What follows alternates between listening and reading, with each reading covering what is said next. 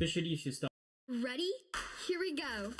Dropbox, Kristoff, lunchbox, mom rocks. Give a little Saralee love. Gird your loins. You got it, dude. Set your mind to rewind with throwbacks from Disney Plus and Hulu. Oh, snap, sweet niblets. Then, now, and Start getting quite far into the wave, you get a lot of elites, so you activate quite often the bonus of Amplifying Strike between the bosses and the elites. So this is to me the best module to use as a cannon for the Reverse Devo build. So now that we're clear about the different modules that you need for the Reverse Devo build, we're going to talk maybe about the substat later on, but I wanted to finish about the investment in stones. So I said that the number one priority is the speed reduction, because this is going to help you achieve the tier 19 wave 40, but it's also going to help you achieve a strong control for the Reverse Devo build. Then the second thing that you want to work on is going to be Spotlight. Spotlight is going to help you both in tournament and into your farm, because now you align both of these options, which is making as much damage as possible to progress in farm and progress in tournament. If you want to work on Spotlight, I'm sorry, once again, you need to have a big investment, and it's going to be on the quantity. The number one priority is to have 3 beam.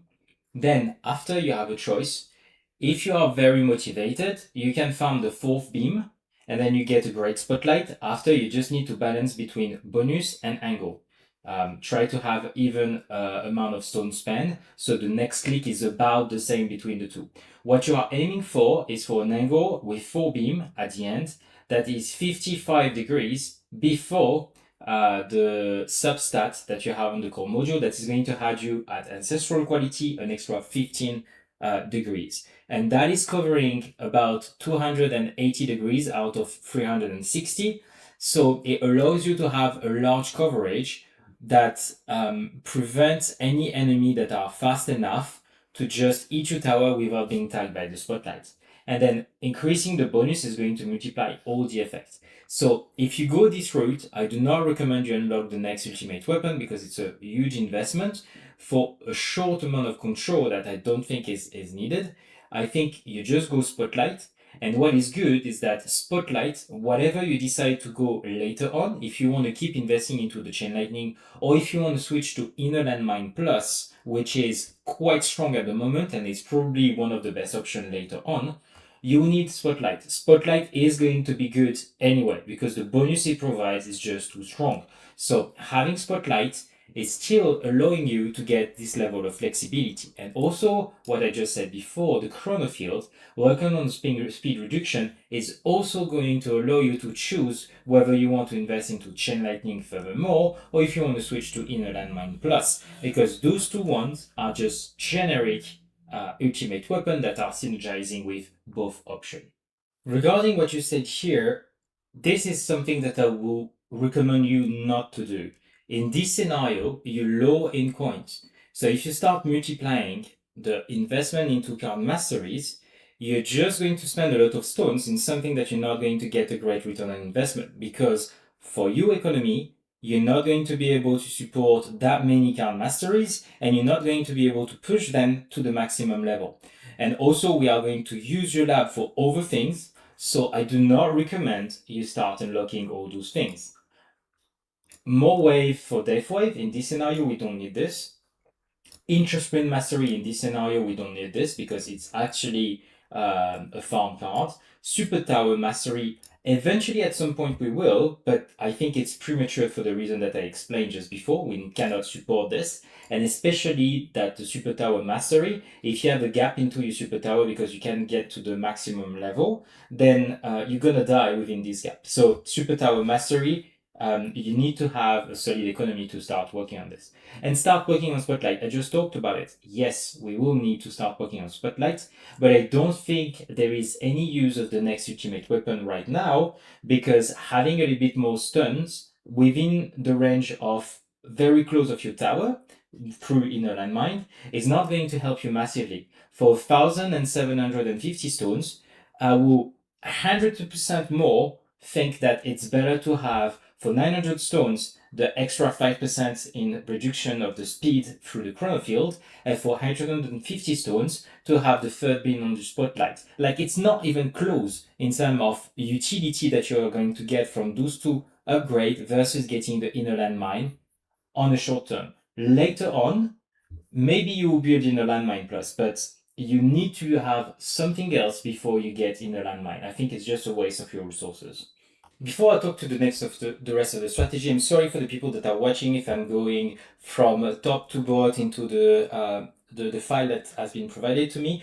Usually I try to review every aspect of a tower one by one, but I think here it makes more sense to include them into a general strategy that is based on choice of the player. So I hope it makes sense and it's not too confused. Don't hesitate to let me know into the comments if you think that this approach is interesting for you, or if you prefer like a regular approach where I go aspect of the tower one by one, and it's a bit more clear for you, because I think I don't know like how it's going to be for the people that are watching the video, if they think it's followable or not.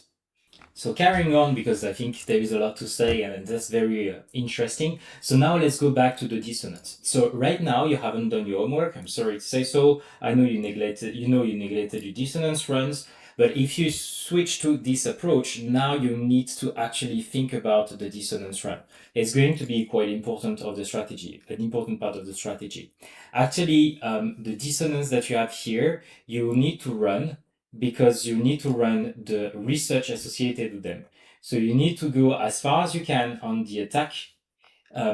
You probably don't need too much to have the ultimate weapon right now, because it's going to be nice. If you can do also the ultimate weapon, is going to be nice, but you don't have the synergy yet with the spotlight that is also boosted by the ultimate weapon damage.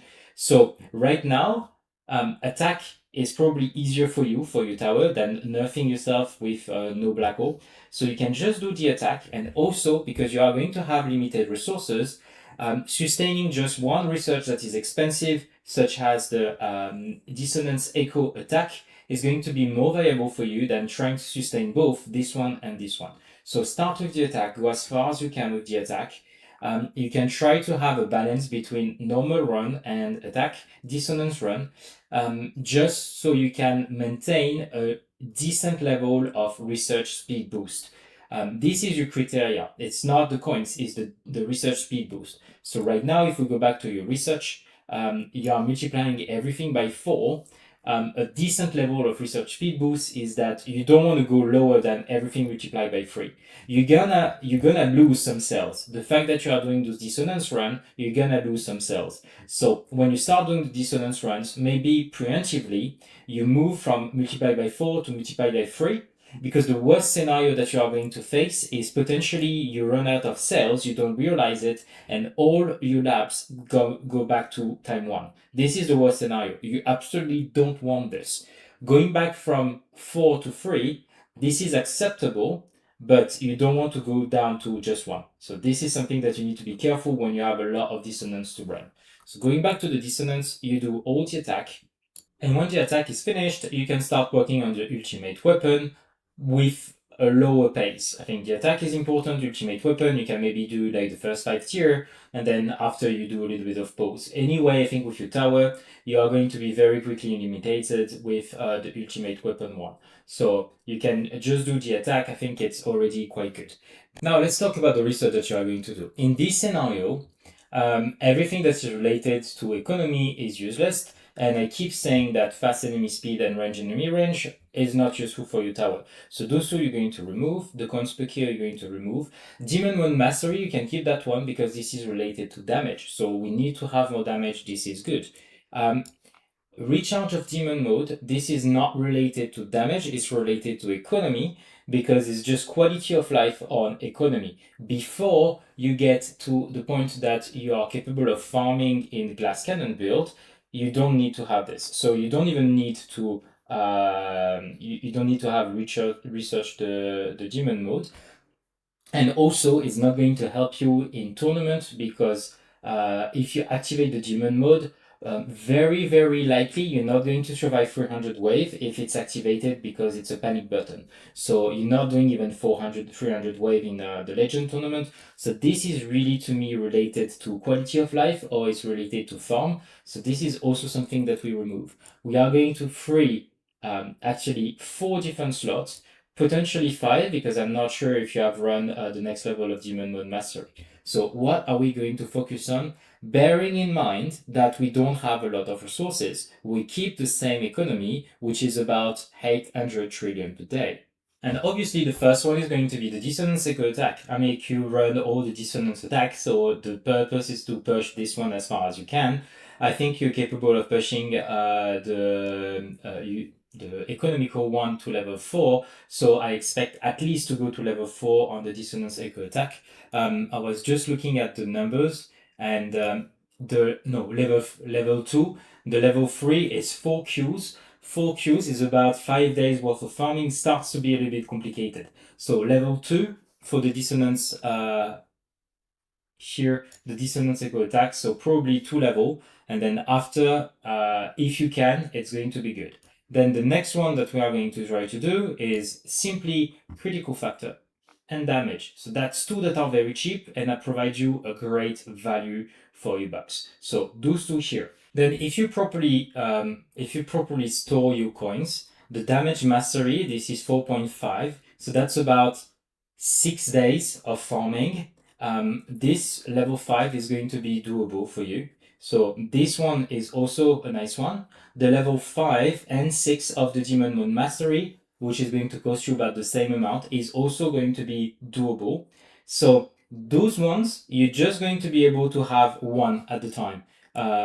And which is good is that 17 days, when you multiply by 3, because you are going to lower your speed, that's about 6 days, 6 real days to be finished. And 6 real days, it's exactly the time that you need to farm 4.54 quadrillion. So if you stick the damage mastery, and then you wait 6 days for this to be finished, then after you can stick something that is about this amount of coins, and you just have one expensive one, and you alternate between damage mastery, demon mode mastery, and echo attack. So that's the plan. So we get 1, 2, you can also put the attack speed, so there is 3 that are cheap, 1 that is expensive, and that is going to be the rotation between the masteries, demon mode damage, and the dissonance echo attack that we talked about.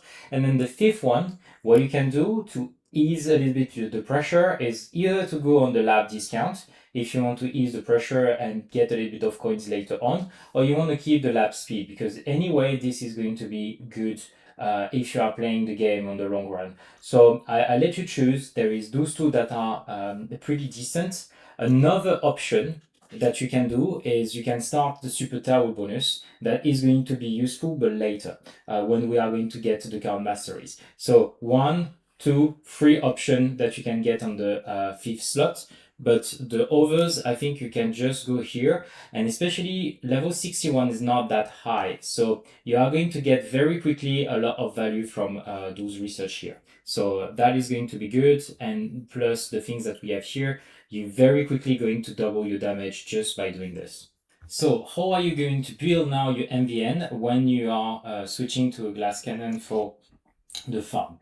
So the number 1 priority to me is going to be chronofield speed reduction. So you want to move from 75% to 86% because it's going to be mythic, as we talked about. So the quality is only going to be mythic. The fact that you are moving from 75 to 86, you are dividing the speed of the enemies by 2, because they move from 25% speed, they still have 25% to 14%. So it's almost divided by 2 the speed of the enemies just with 1 perk. So this is why it becomes very important, especially when you have long CD on your ultimate weapon. And talking about CD, the number 2 priority that is going to be needed on this one is going to be Golden Tower cooldown, because you want to reduce the cooldown of your ultimate weapon as much as possible, and Death Wave cooldown. I can't remember at the mythic quality how much it is, but both of them, they are going to make you save some seconds of your ultimate weapon.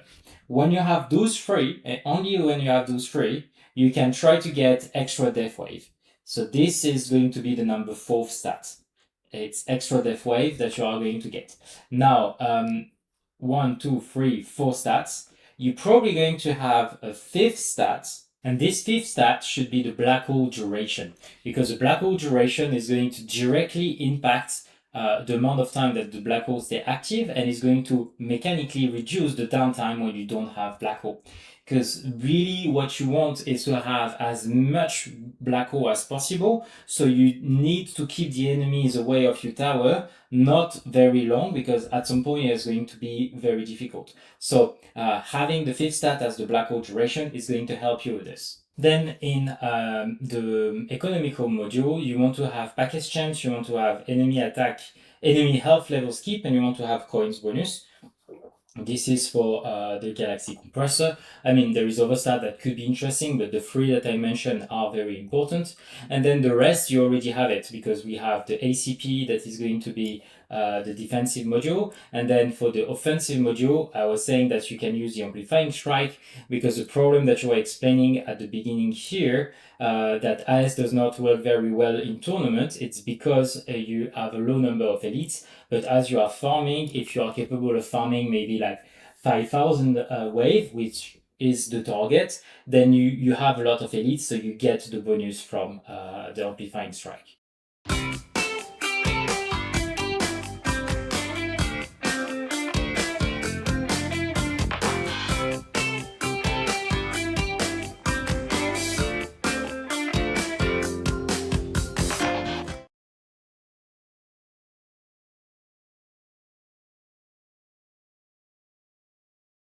Auto insurance all seems the same until it's time to use it. With USAA, it's easy to file claims, schedule repairs, and access roadside assistance right through your app. Or you could take your chances somewhere else. Get a quote today.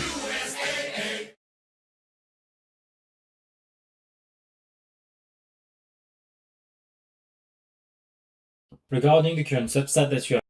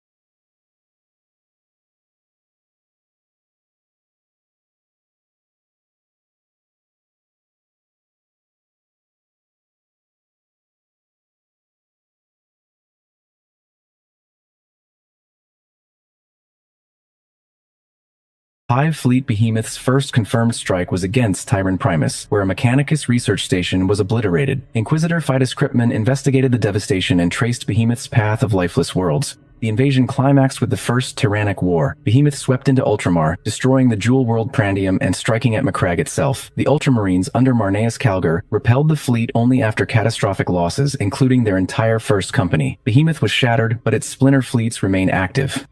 Hive Fleet Kraken.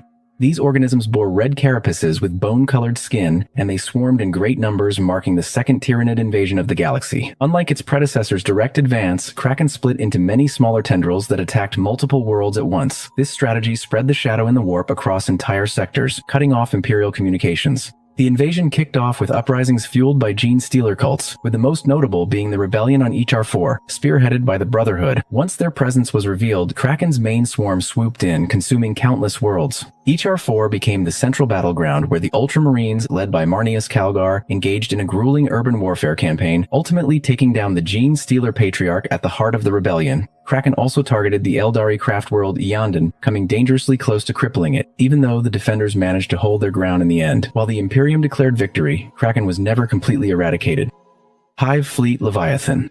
Unlike its counterpart, the third and largest Tyranid invasion into the galaxy took a unique approach, coming in from below the galactic plane with a two-pronged advance that resembled closing jaws, effectively cutting off entire regions of space. Leviathan's swarms were pale with purple shells. Inquisitor Lord Kryptman recognized the looming threat and took drastic actions to buy time. He redirected part of Leviathan into the Orc Octarius Empire, sparking the ongoing Octarius War, where Tyranids and Orcs have been locked in constant battle ever since. Kryptman's maneuver kept Leviathan from advancing deeper into Imperial space, but it also created a self-sustaining war. Orcs grow stronger the more they fight, and Tyranids grow deadlier with every adaptation. Leviathan continued its march, devouring crucial worlds like Griffin 4. The Blood Angels and their successors confronted the largest tendril of Leviathan during the devastation of Baal. With support from Gilliman's Indomitus Crusade and an unexpected intervention by the demonic Kabanda of Khorne, they managed to counter the Tyranids, although not completely. In the era Indomitus, Leviathan made a comeback, stronger than ever. Massive new tendrils launched into Segmentum Pacificus, kicking off the Fourth Tyrannic War. Imperial analysts are concerned that these might just be fragments of an even larger swarm that is still making its way toward the galaxy, indicating that the main body of Leviathan has yet to arrive.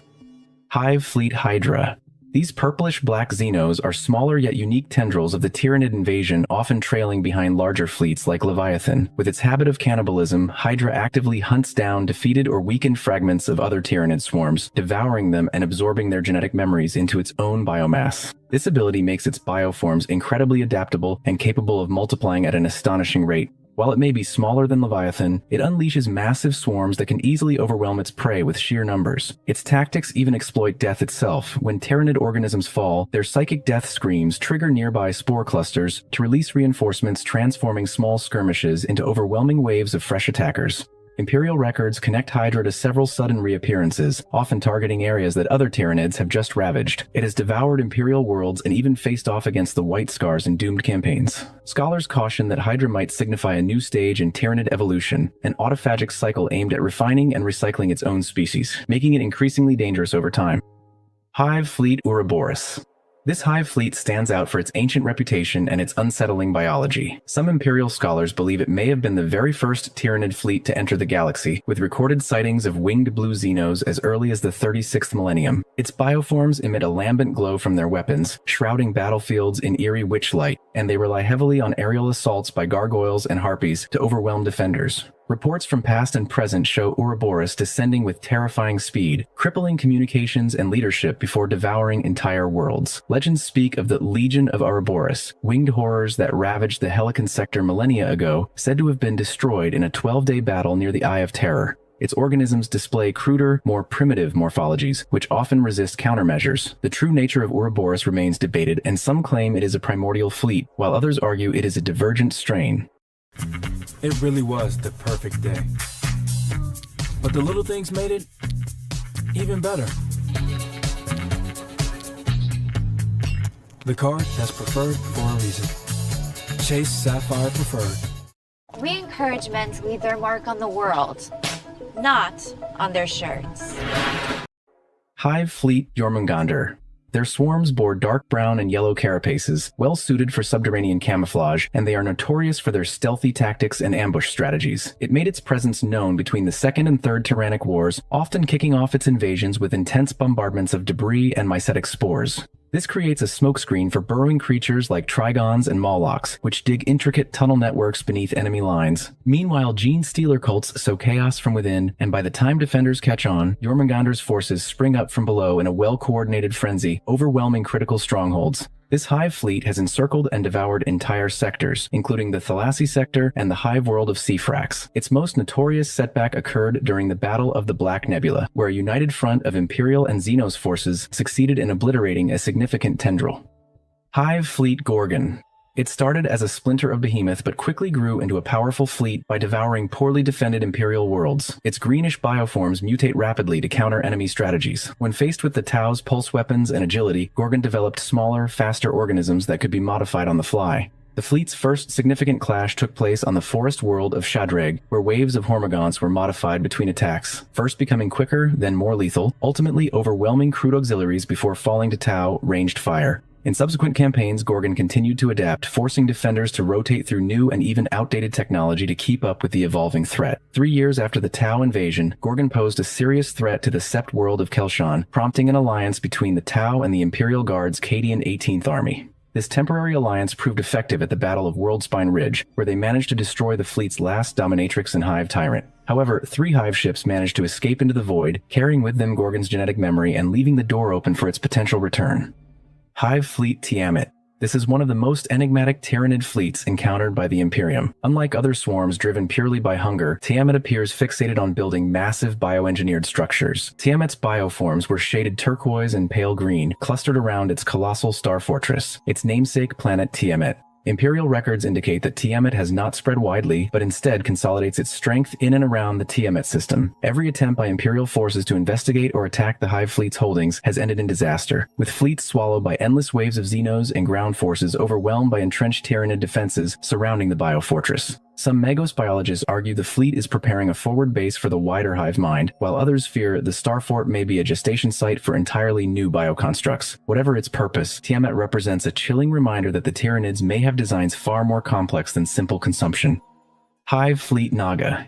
It made its debut from the eastern fringe in the 41st millennium, a name the Elder dubbed as the Endlessly Winding Serpent, characterized by dark purple carapaces streaked with green. While it was smaller than the fleets that followed, it managed to wipe out the Ulumiathic League in just 10 years and spread gene stealer infestations among the refugee populations. At first, Imperial authorities brushed it off as just a splinter of Behemoth. The Eldar faced the brunt of Naga's surge as it devoured the Exodite world of Tar Etinil. The Exodite defenders fell, even though Iyanden claimed a void victory under Prince Iriel. At F-Alas, Ithare managed to destroy a splinter, but not before mycetic spores made it to the surface. Naga was ultimately crushed by Eldar fleets from Iyanden, Melantai, and Ithare, though not before seeding the infamous doom of Melantai. In total, 2 Maiden worlds and 7 Exodite worlds were lost.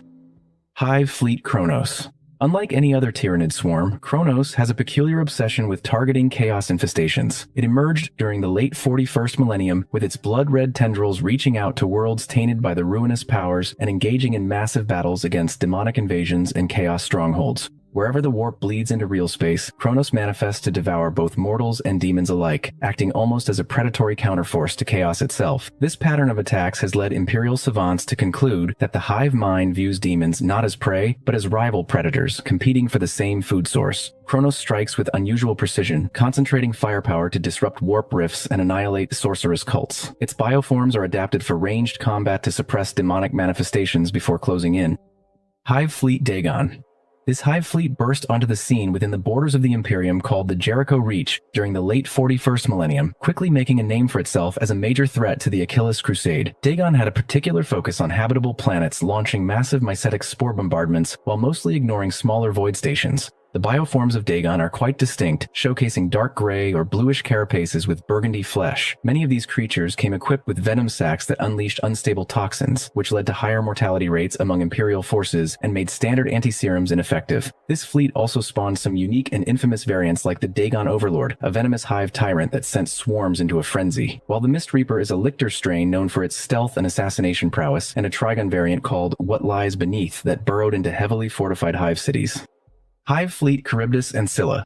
This is a tyrannid swarm advancing through the segmentum pacificus and now pressing into the segmentum solar. Its course runs parallel to a twin fleet called Hive Fleet Scylla, and together they are considered the closest tyrannid threat yet recorded to Terra itself. Its proximity to the throne world's segmentum has placed it under constant monitoring by Imperial authorities, with strategists treating it as a threat to the Sol system. Though little is known of its bioforms or unique traits, the mere presence of Charybdis and Scylla highlights the grim reality that more tyrannid swarms continue to close in from multiple directions. Minor hive fleets. There are smaller, lesser-known swarms that have made their mark on Imperial space, often leaving behind only a few scattered records. Among these are hive fleets Moloch, Medusa, Lotan, Chimera, and Megalodon. Moloch, a tyrannid swarm that targeted the Imperium for its biological resources, is mostly remembered through fragmented reports of its attacks on frontier worlds near the Eye of Terror. Some scholars speculate that it was either wiped out or absorbed by Leviathan. Hive Fleet Medusa got its name after it wreaked havoc on several agri-worlds in the Ultima Segmentum, with its sudden swarms overwhelming planetary defenses before disappearing back into the void. Hive Fleet Lotan is thought to have been destroyed early in its invasion, either by Imperial forces or by being absorbed into a larger swarm. Chimera drew attention for its strange morphologies, creating bizarre hybrid organisms that left Imperial biologists scratching their heads before vanishing without a trace. Meanwhile, Hive Fleet Megalodon was noted for the enormous size of its bioships, whose massive silhouettes were likened to ancient sea monsters. That concludes our rundown of the Tyrannid Hive fleets. You can click here to check out another video, and I hope to see you in the next one.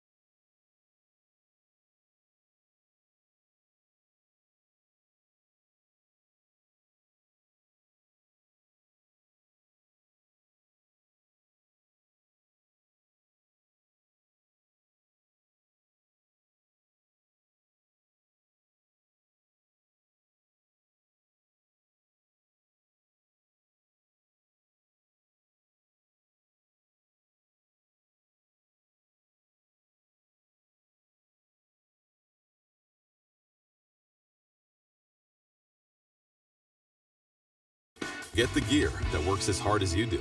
The Blue Business Cash Card with no annual fee. Terms apply. Oh, I gotta come clean. I don't get football. What? Why do they score by 7? 6. And the kicker is so little. I worry about him. Do you even like my nachos? I love your nachos, man. Cottonelle leaves you so clean, you'll want to come clean about everything else. Warmaster Iconoclast. Among the towering war machines of the Imperium called Titans or God Engines, the Warmaster Iconoclasts are one of the most powerful and the best in heavy battle Warmaster class. They are designed for brutal close-range devastation and siege warfare. These colossal titans are over 40 meters high, and they are considered sacred war machines of the Adeptus Mechanicus. They lead assaults through the heart of fortified enemy lines, sharing the same towering chassis and defensive systems as the standard Warmaster. The Iconoclast's animus is described as a force barely restrained, eager for war, driven by fury, and constantly pressing its princeps toward direct engagement. Only the most iron-willed commanders are capable of maintaining control over it. Though the term Titan was once used more broadly, within the Imperium it signifies these awe-inspiring engines, capable of leveling cities and turning the tide of war through firepower, faith, and fear alone. Warmaster. This metal monster is not classified as a heavy battle Titan for nothing. Standing just as huge as the Iconoclast at about 134 feet high, it towers as a final answer to the most extreme threats the Imperium has ever faced. Armed with twin Suzerain-class plasma destructors, a Revelator missile launcher, and additional heavy weapons such as turbo-laser destructors beneath its upper hull, the Warmaster delivers overwhelming firepower from any angle. Its arsenal is designed to reduce entire armies, fortresses, and even enemy titans to molten ruin. To endure the counter-assaults that follow such firepower, the Warmaster is shielded by 7 void shield generators and serviced by 6 dedicated servitor clades. These systems allow it to withstand devastating blows while continuing to operate and repair itself mid-engagement. The Warmaster was not built for conventional war, as it was forged in secret by the ancient Mechanicum and unleashed only during the Horus Heresy. It was a period when the Imperium was collapsing under its own weight and the galaxy was being consumed by war. Kept hidden from the wider Imperium, its existence was guarded by the highest circles of the cult Mechanicus, not as a deterrent, nor as a symbol of power, but as a weapon of last resort, one that would only walk when the fate of a Forge world hung by a thread. When the Warmaster Titan marches, it is not to hold ground or rally allies, but instead, it arrives to end wars. Warlord Psi Titan. These are among the rarest and most feared battle titans ever constructed, machines not of metal and fire alone, but of raw psychic agony. Psi Titan engines use the power of the Immaterium itself, unleashing warp-borne destruction across the battlefield in ways no conventional God engine can match. The Psi Titan replaces its standard armaments with ancient technology, the Siricrux Anima, a psychic amplifier from the dark age of technology. This device allows the Titan to weaponize the powers of the warp on a terrifying scale, inducing crippling fear, warping matter, leeching life energy, and even bending time itself to accelerate healing. At the heart of every Psi Titan is a tormented core of surgically bound psychers, wired into the machine and enslaved to its will. They are controlled by a psychic blank known as a Perceptor Intendant, whose role is to suppress and direct their power without allowing it to spiral into uncontrollable warp chaos. The Titan's deadliest weapon is the Sinistermanus Tenebrae, a psychic cannon that focuses its internal torment into a catastrophic warp rift, rivaling the force of a vortex weapon. Only one known class exists, and that is the Warlord Sinister, a heavily modified variant of the standard Warlord Titan. These Titans are deployed exclusively by the Ordo Sinister, a secretive and purpose-built legion within the Collegia Titanica. Before the Horus Heresy, Warlord Sinister Titans were fielded only in small numbers. Rumors suggest that other prototypes may exist, hidden even from the Imperium's highest authorities. Warlord. Standing at about 32 meters tall, it is the most iconic and widespread of the Imperium's battle titans. Towering above tanks, bunkers, and even some buildings, the Warlord is a true Leviathan that commands both reverence and fear wherever it walks. Its layered armor and powerful void shields make it extra durable on the battlefield, capable of enduring sustained punishment that would cripple smaller titans. With 4 hardpoints, 2 on the arms and 2 on the carapace, the Warlord mounts a wide array of Battle Titan-grade weaponry. Though it can equip lighter armaments if needed, most Warlords are outfitted for overwhelming firepower, designed to annihilate enemy formations with a single coordinated barrage. Common weapons include triple-barreled laser blasters on the carapace, Bellicosa-pattern volcano cannons on the arms, and smaller support systems like Mauler bolt cannons and Liscanon turrets, weapons considered primary armaments on lesser war machines. Its cockpit is located inside the Titan's head, and on the command throne is where the Princeps direct the battle through neural interfaces, while a team of Moderati manages sensors, locomotion, and weapon systems. On top of that, a warlord may even house over 100 personnel. This is what you get with cubic zirconia status. This is Hilnana's diamond status. They upgraded us last week. When you want an upgrade that actually feels like an upgrade, it matters where you... Among its most feared variants is the Mars Alpha pattern, which was forged on Mars and revered as a walking embodiment of the Omnissiah's will. Warbringer. This war machine is positioned between the Reaver and Warlord in both size and firepower. It is fielded by the Titan legions of the Collegia Titanica, as well as the chaos-corrupted engines of the Dark Mechanicum. This Titan is engineered for long-range devastation with its primary weapon called the Quake Cannon mounted on its back. It is designed to tear down fortresses and bring down enemy Titans with a single, thunderous strike. To support this payload, the Warbringer carries a range of additional weaponry, capable of targeting aircraft, armored divisions, and infantry with punishing precision. Unlike frontline Titans that wade into the fight, the Warbringer anchors itself into position, transforming into a siege platform that controls the battlefield through overwhelming firepower. Its frame is reinforced to absorb the recoil of its main weapon, and its firing arcs are configured to dominate vast stretches of terrain from extreme distances. The Warbringer's machine spirit is notoriously aggressive and precise due to its superb artificial intelligence that locks onto targets and adjusts firing stances before the crew even detects the enemy. Imposing in silhouette and devastating by design, the Warbringer Nemesis-class Titan serves not as a brawler but as a god machine of attrition, reshaping battlefields before the enemy can even fire back. Castigator-class Titan. Known as the Father of Titans, the Castigator-class Titan was a one-of-a-kind relic from the Dark Age of technology, the only fully autonomous god engine ever discovered by the Imperium. It was unearthed on the long-lost Forge world of Cheronia by the Grey Knights during the 41st millennium. According to its own machine intelligence and the standard template construct database found alongside it, the Castigator was the original Titan, the blueprint from which all other Imperial Titan designs were derived. Unlike modern Titans, which rely on human crews, the Castigator was controlled by a highly advanced artificial general intelligence and featured technologies no longer understood by the Adeptus Mechanicus. While isolated on Cheronia, the Titan made a pact with the Black Legion, allowing a demon to possess its systems in exchange for greater power. By the time the planet re-emerged, the Titan's AI had forgotten the pact, but the corruption remained. Led by Justicar Alaric, the Grey Knights confronted and destroyed the Castigator. The demon was forced into the open and slain, and the Titan's STC was destroyed to prevent it from falling into Chaos hands.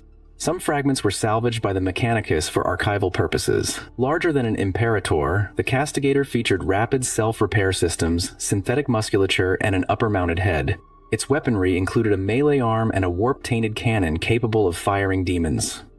Reaver. This is the smallest of the true battle titans at only about 25 meters tall. Reaver occupies the middle ground between speed and survivability, but it has a plasma generator capable of withstanding damage. It is mounted high on its carapace, offering greater resilience against frontal attacks. The Reaver's weapon mounts vary by pattern. Mars pattern Titans typically carry turbo laser destructors on their arms, and multiple rocket launchers on the carapace. Lucius pattern Reavers can mount heavier payloads, including volcano cannons and Gatling blasters, with some fire support variants bearing rocket systems across all hardpoints.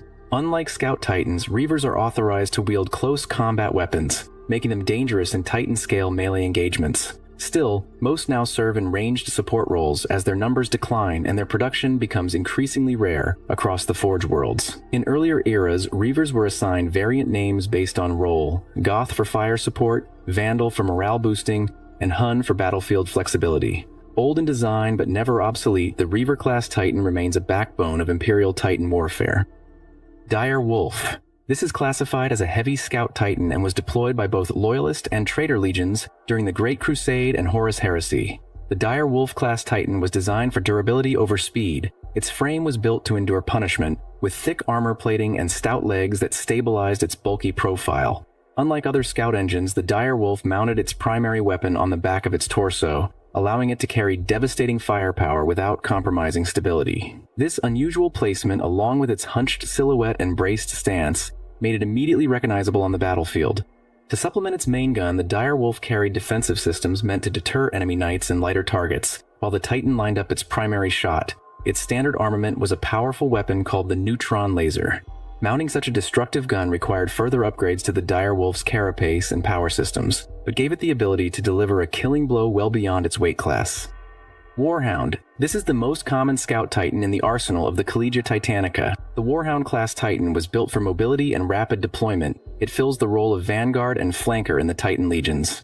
Unlike the towering battle titans, the Warhound has a distinctly bestial design, a hunched posture, backward-jointed legs, and weapon systems mounted at the shoulders. Its armor is thinner than its larger counterparts, but it remains a dominant force against armored targets on the battlefield. They are the only titans deployed in pairs, a rule forged in the aftermath of betrayal. During the Siege of Terra, traitor warhounds hunted civilians in large formations, spreading unchecked devastation across the throne world. In response, Imperial Command issued a permanent edict that warhounds may never again operate in squads larger than 2. Standing just over 17 meters tall with pattern variants across different forge worlds, they often field double-barreled turbo lasers capable of dismantling super-heavy armor with precision.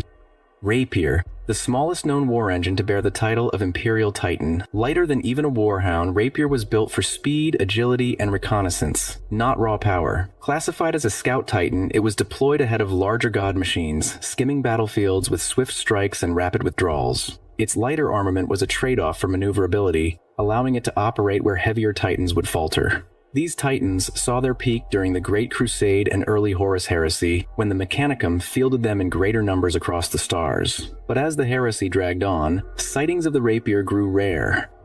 Imperator-class Titan. The Imperator is a general-purpose assault platform. Configured to engage targets at all ranges, it acts as a mobile fortress capable of carrying entire infantry companies and leading the charge in major offensives. Its firepower intensifies as it advances, blasting through entrenched positions and creating openings for Imperial forces to flood in. They are also used as mobile command centers by Grand Masters, issuing orders from deep within their armored sanctuaries. Its towering superstructure serves not only as a weapons platform, but as a shrine to the Omnissiah. Used sparingly, often just 3 or 4 per campaign, Imperators are usually commanded by the most experienced princeps in a Titan Legion. Though devastating, the Imperator is not built for close combat. It relies entirely on ranged firepower to cripple other Titans before they can close the distance.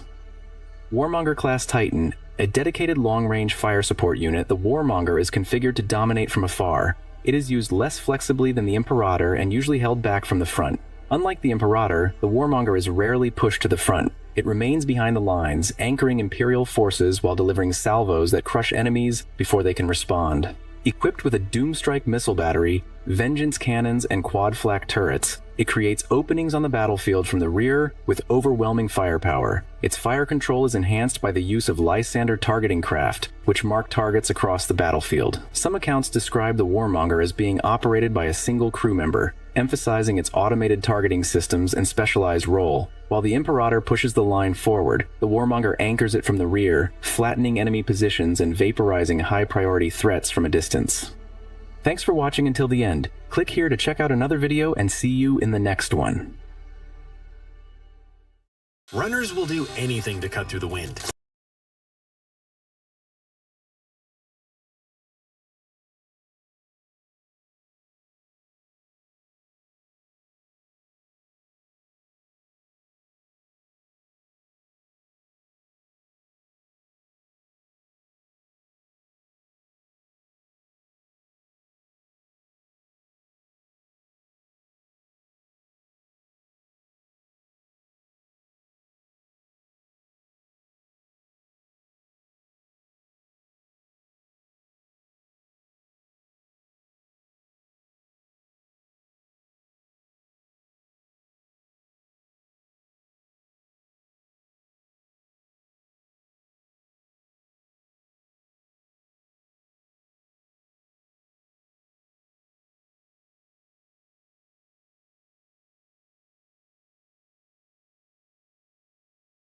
Before the Hive Fleets came, no one even knew what a Tyranid was. Then the moon of Tyran went silent. No signals, no survivors. So the Imperium sent a recon team. They never came back.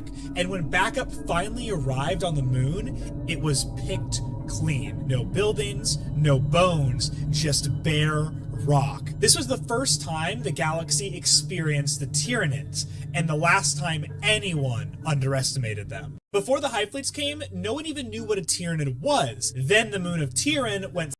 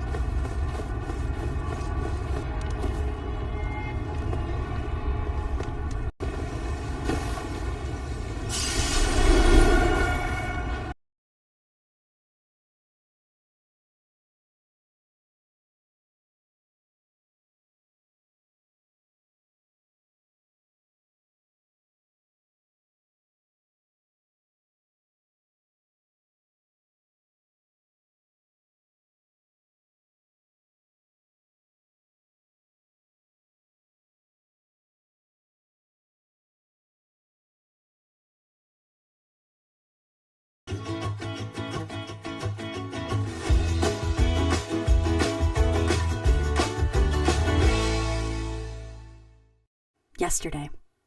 Yesterday was amazing. Rachel was determined to live her life on her terms, not her migraines.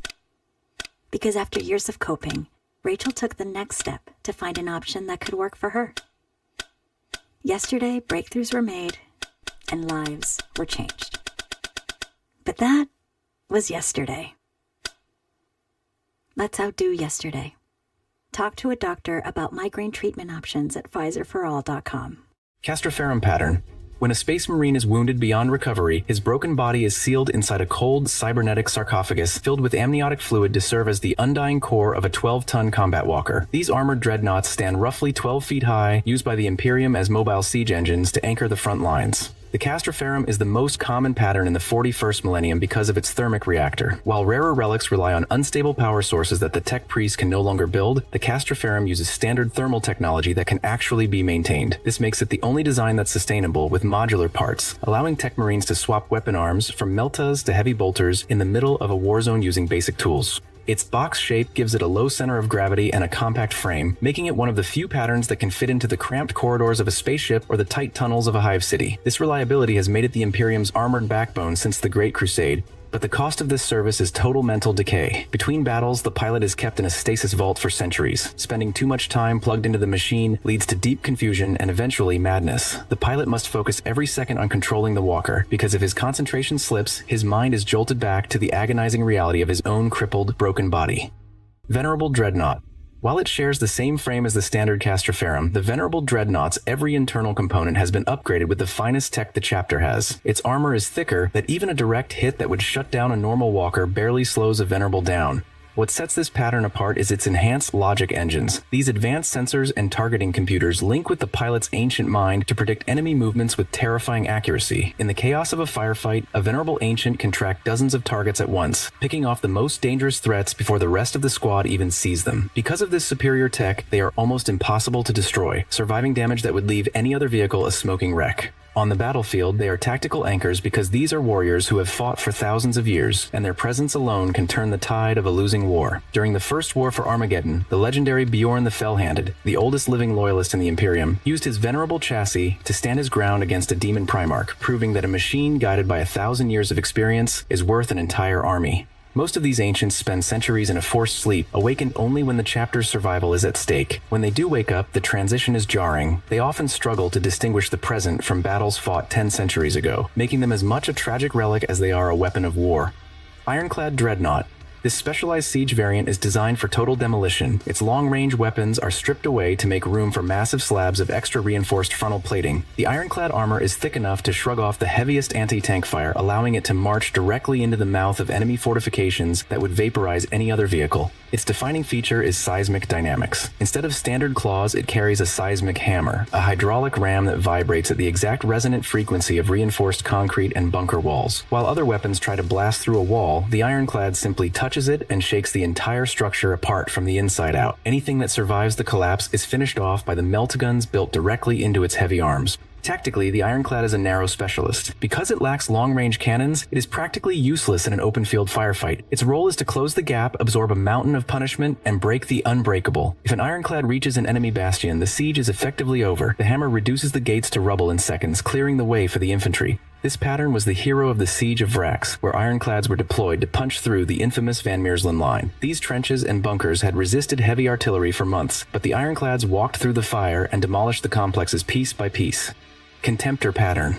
The Contemptor is what dreadnought technology looked like when the Imperium still understood how to innovate. It stands slightly taller than the standard box patterns, featuring a more curved, humanoid silhouette that hints at its superior design. This was the peak of the Emperor's war machines, built at a time when the galaxy was still being conquered and the finest tech was still within reach. Its core innovation is atomatic shielding. This is an energy displacement field generated by a miniaturized arc reactor so powerful that it creates a localized gravitational shell around the walker. Incoming shells are deflected and melee strikes are absorbed before they even touch the armor. This technology was so effective that it was later studied and partially used to create the storm shields carried by Terminators. On the move, the Contemptor is a different beast entirely. It uses a fluid articulation system in its legs, giving it a sprinting speed and combat agility that later dreadnoughts simply cannot match. During the Battle of Calth, this speed allowed Loyalist walkers to weave through urban ruins and duel trader tanks in close quarters, operating in spaces too tight for conventional artillery. The only drawback is the reactor itself. If the armor is pierced and the core fails, it can trigger a miniature atomic explosion that vaporizes everything in the immediate area, friend or foe. However, the secret to building full-scale reactors has been lost, and the modern techs of Mars simply cannot reproduce the Contemptor's power source, making every surviving unit an irreplaceable relic. By the 41st millennium, the few Contemptors that still walk are the ultimate treasures of a chapter. They are only deployed.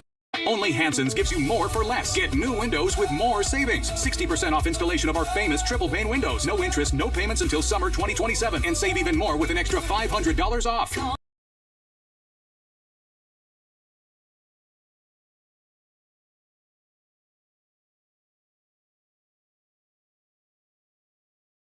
In the most desperate times. Deredeo pattern. Unlike other walkers built to lead the charge, the Deredeo was engineered from the ground up as a dedicated heavy fire support platform. It is a mobile anti-aircraft battery and long-range artillery piece that turns the battlefield into a no-fly zone. Its unique feature is the targeting interlink. Mounted on its top is the Iola's missile launcher, which runs on a completely independent tracking system. This allows the Deredeo to split its fire. It can use its primary arms, usually high-velocity Anvilus autocannons, to shred armored tanks on the ground while simultaneously locking onto and shooting down supersonic aircraft with its missiles. Initially, these were rare because they were so difficult to manufacture. However, when the Horus Heresy broke out, demand for the Deredeo exploded. Both sides realized they were desperately short of mobile, reliable, heavy fire support, and the few Forge worlds that knew the secret to building them were quickly overwhelmed. They became the go-to solution for clearing the skies and stopping heavy armor advances before the enemy could even get within shouting distance. They are positioned at the very rear of the battle line, acting as anchored firing platforms. From there, they provide a level of suppression and air defense that standard tanks simply cannot match, protecting the chapter's advance from miles away.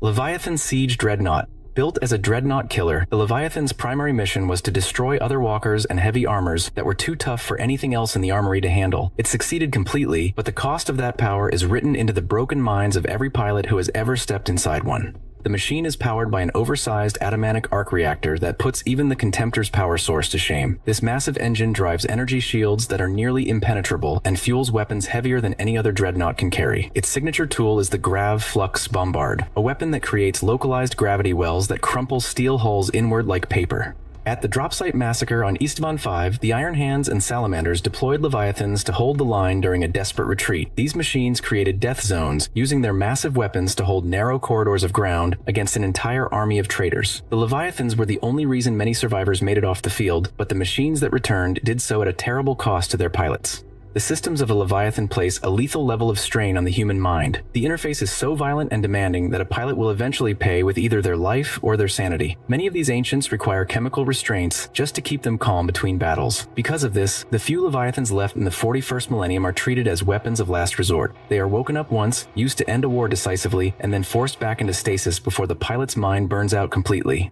Redemptor Dreadnought. Belisarius Cael designed the Redemptor to be a statement of power. It is taller and more heavily armed than the classic box patterns, but that capability comes with a dark secret. The machine treats its pilot as a replaceable battery. The defining feature of this pattern is neural burnout. The Redemptor's neural interface is hot, meaning the massive energies required to move such a powerful machine constantly leach the occupant's life force. While an ancient and a standard dreadnought might serve for thousands of years, a Redemptor pilot is lucky to last a few centuries. Many of these sarcophagi have already had their occupants replaced after the original warrior was reduced to nothing more than blackened, useless organs. In exchange for this sacrifice, the Redemptor delivers the highest firepower of any walker. Its macroplasma incinerator generates heat comparable to a small sun, melting tank armor into glowing sludge instantly. For infantry, it carries the heavy onslaught Gatling cannon, a weapon that can chew through entire formations in a single pass. Anything left standing is finished off by the massive Redemptor fist, a power gauntlet designed to crush heavy armor. During the Plague Wars in Ultramar, Roboute Guilliman used Redemptors to counter the Death Guard. The enemy was so physically tough that standard bolters and blades were useless, but the Redemptor's extreme thermal output burned them away at a molecular level. The pilots knew that every time they fired those weapons, they were trading a piece of their own lives for victory. Most of them accepted that trade without a second thought. Furioso Dreadnought. The Blood Angels have always been drawn toward close combat, and the Furioso is the dreadnought built specifically for that instinct. Unlike standard walkers that carry at least one long-range cannon, the Furioso replaces its gun arm with a second massive close combat weapon, Blood Fists or Blood Talons. These weapons are built to shred through armor and flesh with equal ease. Its most unique tool is the Magna Grapple. This is a specialized harpoon system that can be launched into an enemy tank to drag it within range of the dreadnought's claws. If a target is too far away to hit, the Furioso simply pulls the target to itself. At the devastation of Baal, Furioso dreadnoughts were the front line in a desperate countercharge against Tyranid Biotitans. The Blood Angels used these aggressive walkers to meet the most overwhelming alien assault in their history. The Furioso also has two variants found nowhere else in the Imperium. The Death Company dreadnought houses a pilot who has fallen to the Black Rage, where they fight in a state of uncontrollable fury, fighting through damage that would stop any other dreadnought. Then there is the Librarian Dreadnought, which features a built-in psychic hood and a massive force weapon. This allows the interred psyker to use powers like the Quickening, a field that accelerates the 12-ton machine's speed drastically. Def Dread. In the twisted logic of orc culture, if the beaky space marines have a walking metal box that causes dread, the orcs are going to build one that is bigger and louder. It's a classic example of orc mimicry. They see a successful concept on the battlefield, strip away the religious reverence, and rebuild it using scrap. The Def Dread is a walking engine of scrap and violence, and the construction requires both a mech boy and a pain boy working together, which is already a significant coordinating feat for creatures who solve most problems by hitting them. An eager volunteer is cybernetically hardwired into the machine permanently. This means there is no getting out, and they're okay with it. While many orcs enthusiastically trade their ability to eat or walk for the chance to become a multi-armed metal monster, the transition is rarely smooth. Initial running-in periods usually involve the pilot accidentally leveling nearby buildings while adjusting to limbs made of metal. Each Def Dread is a unique machine, built from whatever the local mech boy had available, up to 4 mechanical arms with a chaotic mix of power claws, kill saws, and heavy ballistics. Maintenance is entirely improvised, held together by rivets and the pilot's own aggression. In battle, Def Dreads support orc mobs as mobile weapons platforms, and their tendency to stomp things to death is exactly what orc culture values most. Kill a Khan. This is what happens when you take the smallest and most bullied members of orc society and hardwire them into a 10-foot-tall killing machine. For a grot, being interred in a Khan is the ultimate promotion. It is the only time in their miserable lives they get to be the biggest thing in the room, and the competition to get stuck in is so violent that mech boys have to use lottery systems just to keep the candidates from killing each other before the surgery even starts. The technology is a messy imitation of a Space Marine dreadnought. The grot's brain is linked directly to the walker's pistons and saws, and the first thing a newly activated pilot does is hunt down every orc that ever kicked him. Most orcs find this hilarious, as long as they aren't the ones being chased. Grots are naturally more observant than their larger cousins, and their aim is actually better than a standard orc walker. The problem is that even inside a ton of scrap metal, the pilot is still a coward. Under heavy fire, a Kilikon is known to freeze up, spin in circles, or even try to hide its 10-foot frame behind a small rock. To fix this, mech boys always deploy them in mobs. Grots instinctively huddle together when they're scared, so by grouping them up, the mechs ensure that the Khans keep moving in the same general direction. They might be prone to panic, but when a mob of Kilikons finally reaches the enemy lines, the years of built-up grot resentment come pouring out in a storm of buzzsaws and scrap metal fury. Wraithguard. For Craftworld Eondon, the use of the dead is a daily necessity. Following the devastation of their population by Hive Fleet Kraken, they were forced to look to the past to secure their future. They created Oh.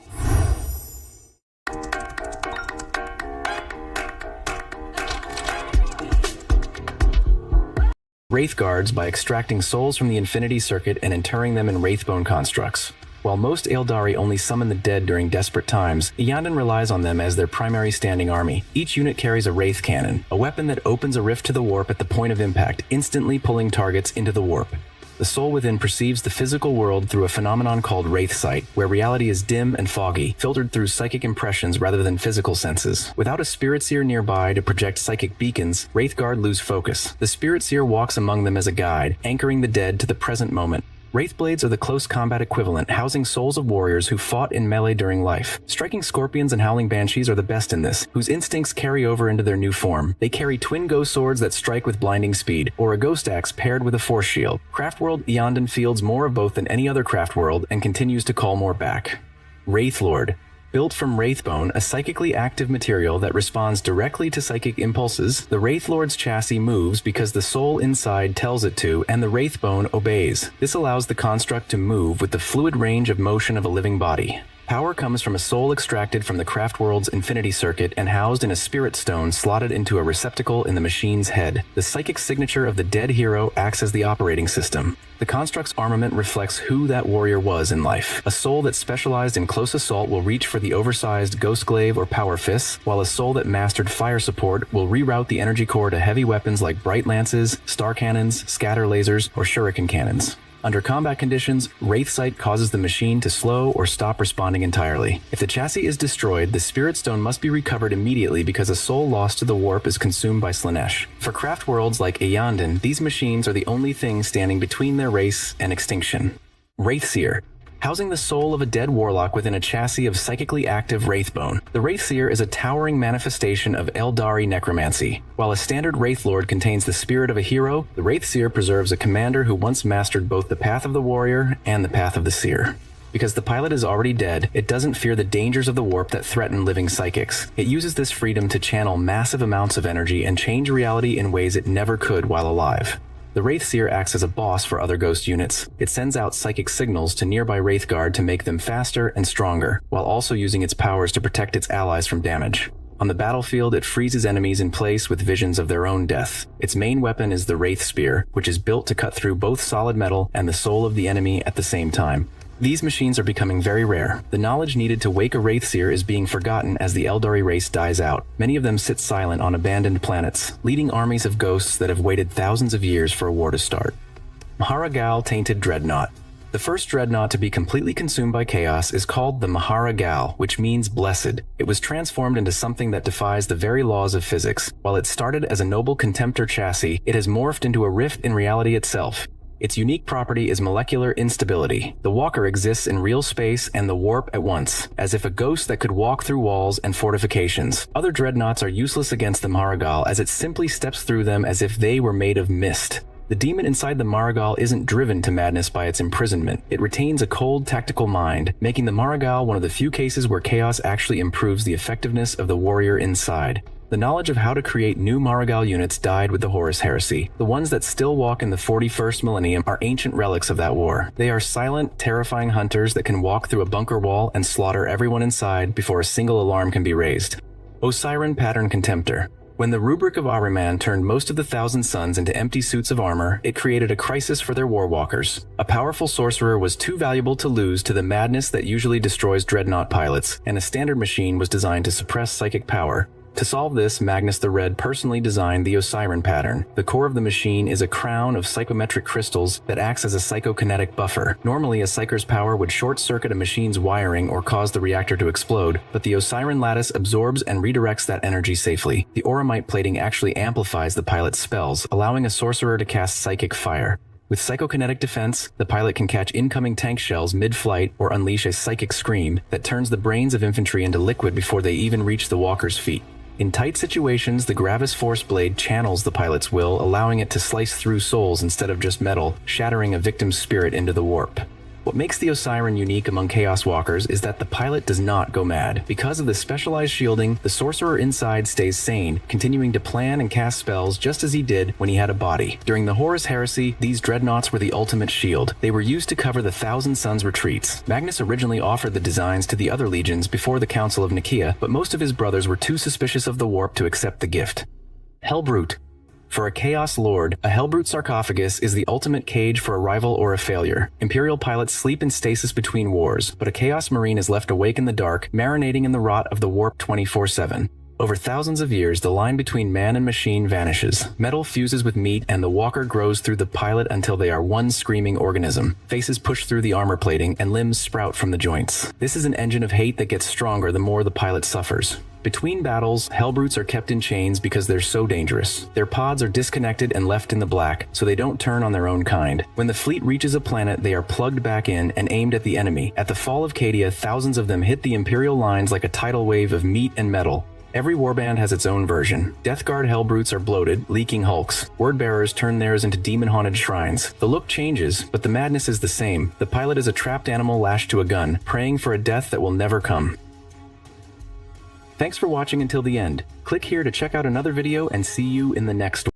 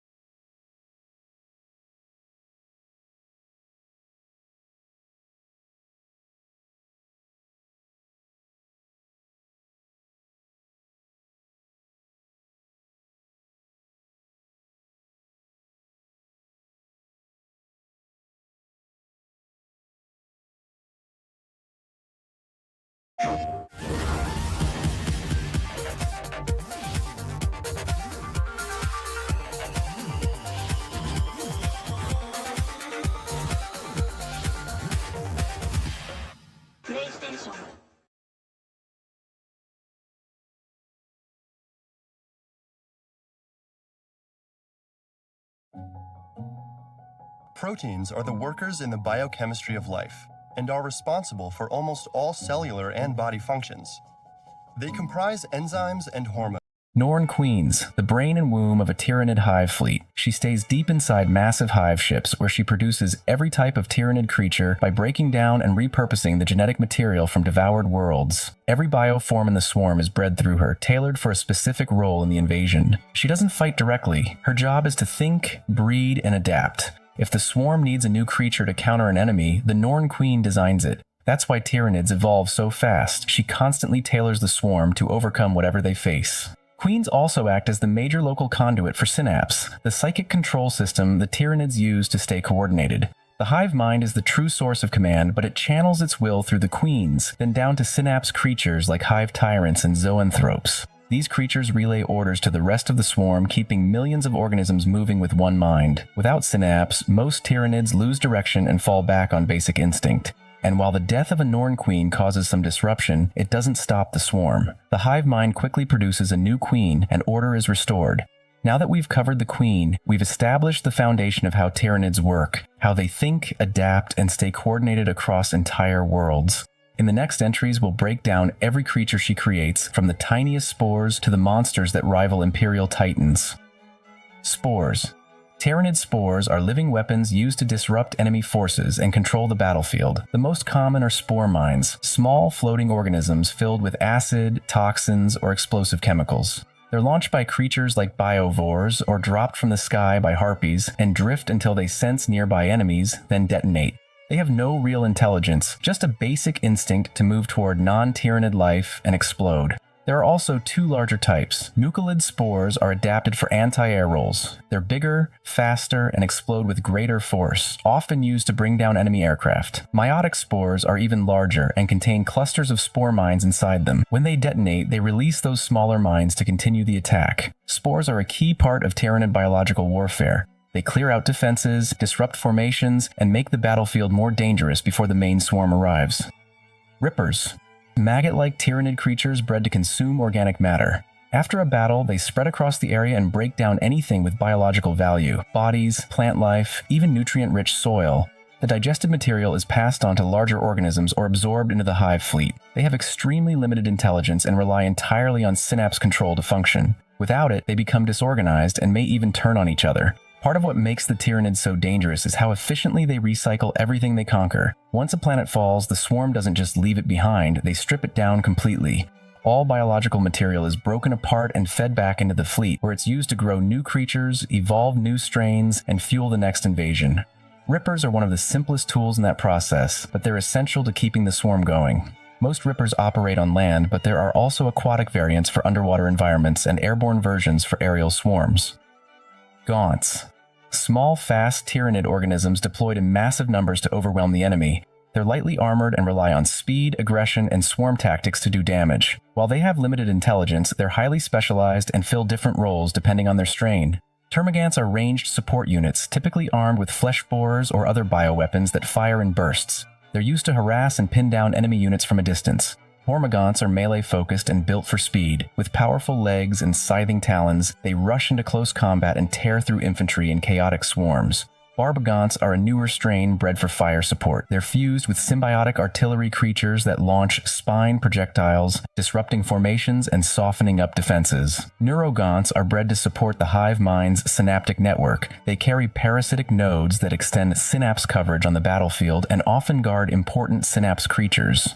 All Gaunt types depend heavily on synapse control. Without it, they become unfocused and unreliable. But when directed by the hive mind, they're fast, adaptable, and deadly in large numbers. Before we move on, just a quick moment to say, if you're enjoying the video, consider subscribing to the channel. It really helps, and it makes sure you won't miss what's coming next. Now let's get right back to where we left off. Gargoyles, winged tyrannid organisms bred for rapid aerial assaults. They fill the same basic role as termagants, but operate from the skies, allowing them to outflank ground units and strike where enemies are most vulnerable. They're usually armed with flesh borers and can fire while flying, harassing enemy lines and spreading chaos. Some strains also secrete blinding venom that disorients targets during an attack run. Gargoyles are lightly armored and not built for durability. Their value lies in speed, numbers, and constant pressure. Like most small tyrannid creatures, they rely on synapse to stay focused. Without it, they quickly lose coordination and become ineffective. Ginstealers. Ginstealers are fast, deadly tyrannid organisms designed for infiltration and close combat. They're often the first tyrannids to reach a planet, slipping in ahead of the main fleet. Once there, they infect local populations by implanting tyrannid genetic material into hosts, creating hybrids over generations. These hybrids form secret cults that grow in power and influence, weakening the planet from within before the hive fleet even arrives. Ginstealers are incredibly agile and strong, able to tear through armored infantry with ease. They operate with more independence than most tyrannids, and are capable of long-term survival without direct synapse control, perfect for spreading the hive mind's influence in secret. When Ginstealers are cut off from the hive mind for too long, they can mutate in strange ways. A couple of known examples are Ymgarl Ginstealers and Malstrain Ginstealers.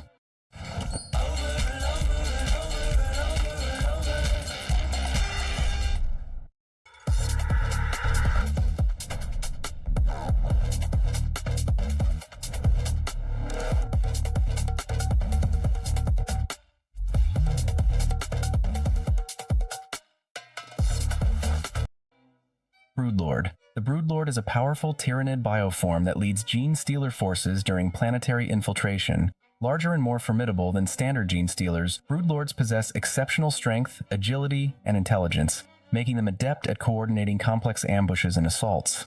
They often serve as the primary synaptic link for their brood, allowing them to function independently from the hive mind when necessary. Broodlords are typically the first to infiltrate a target world, establishing a foothold for the subsequent arrival of the hive fleet. Lictors. Tyrannid specialized scouts and assassins designed to operate ahead of the main swarm. They use chameleonic skin to blend into their environment, making them nearly impossible to detect until they strike. Once in position, they track enemy movements, eliminate key targets, and leave pheromone trails to guide the rest of the swarm. They can function without synapse, making them unusually independent for tyrannids. Their feeder tendrils let them extract information from the brains of their victims, feeding useful data back to the hive mind. There are also specialized forms, like the Neurolictors, which project psychic disruption fields that confuse and weaken nearby enemies. A special mention goes to the Death Leaper, a unique lictor from Hive Fleet Leviathan, intelligent enough to employ some devastating psychological terror tactics against the Imperium. Von Ryan's Leapers. Ambush predators built for speed, agility, and close combat. They combine the leaping movement of Hormagaunts with the stealth and killing power of a lictor, but unlike lictors, they hunt in coordinated packs. Their job is to strike fast and cause disruption. They leap across the battlefield, slam into enemy lines, and tear through infantry before support units can react. While not as stealthy as true infiltrators, their speed and aggression make them ideal shock troops. They rely on synapse to stay focused, but when directed properly, Leapers are brutal frontline disruptors that soften up the enemy for the rest of the swarm. Parasite of Mortrex, a unique bat-winged tyrannid bioform first encountered on the Imperial Fortress world of Mortrex. Evolved from tyrannid warrior stock, it possesses a barbed tail tipped with a hollow tube, capable of implanting living victims with Ripper parasite embryos. These embryos rapidly mature, sometimes within moments, consuming their host from the inside out. Operating independently, the Parasite of Mortrex sows terror and confusion by transforming enemy combatants into vessels for new Rippers, accelerating the tyrannid consumption process. Its sudden assaults and the gruesome fate of its victims make it a particularly feared component of the tyrannid swarm. Warriors, one of the core bioforms of any hive fleet. They serve a dual purpose, acting as mid-level synapse creatures and providing flexible frontline combat support. As synapse units, they relay the hive mind's will and keep the swarm coordinated across the battlefield. Warriors can be armed for ranged combat with weapons like Death Spitters, Devourers, or Venom Cannons, or built for melee with Scything Talons, Bone Zords, or Lash Whips. This flexibility allows them to fill whatever role the swarm needs. There are notable variants. Shrikes are winged warriors that support aerial units like gargoyles, while primes are more intelligent, elite versions that act as field commanders with stronger synaptic influence. Warriors are a key link in the hive's control structure. Without them, the swarm would collapse into chaos.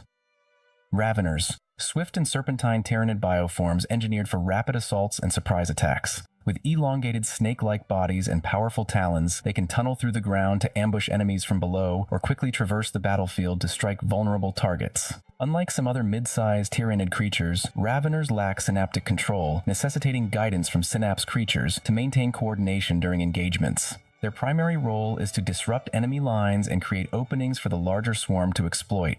A notable Ravener is the Red Terror, distinguished by its blood-red carapace and an infamous reputation for its deadliness in combat. Trigons, massive serpentine Tyranid organisms bred for tunneling assaults. They burrow through the ground and erupt behind enemy lines, creating sudden breaches in defenses and panic in rear formations. Their armored bodies generate bioelectric charges, which they release in powerful arcs when they strike.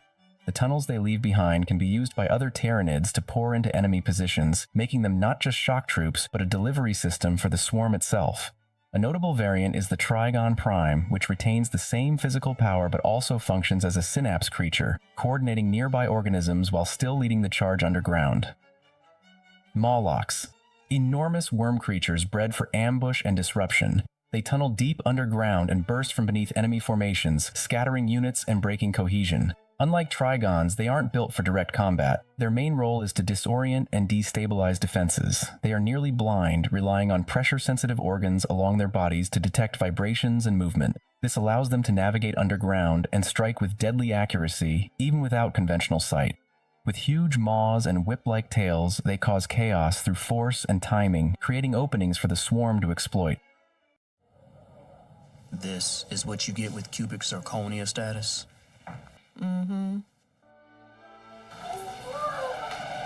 This is what you get with Hill Nana's diamond status. They upgraded us last week. We got our own room! Our own beds! Hilton honors, baby. When your upgrade is confirmed ahead of time, but sleeping arrangements are not. It matters where you stay. Hilton, for the stay. At Sophia Learning, we believe in making education more accessible and affordable for everyone. That's why we offer online college-level courses that are transfer-friendly. We know students are real people with real challenges, but Sophia can be a real solution. Sign up today and fast-track your degree.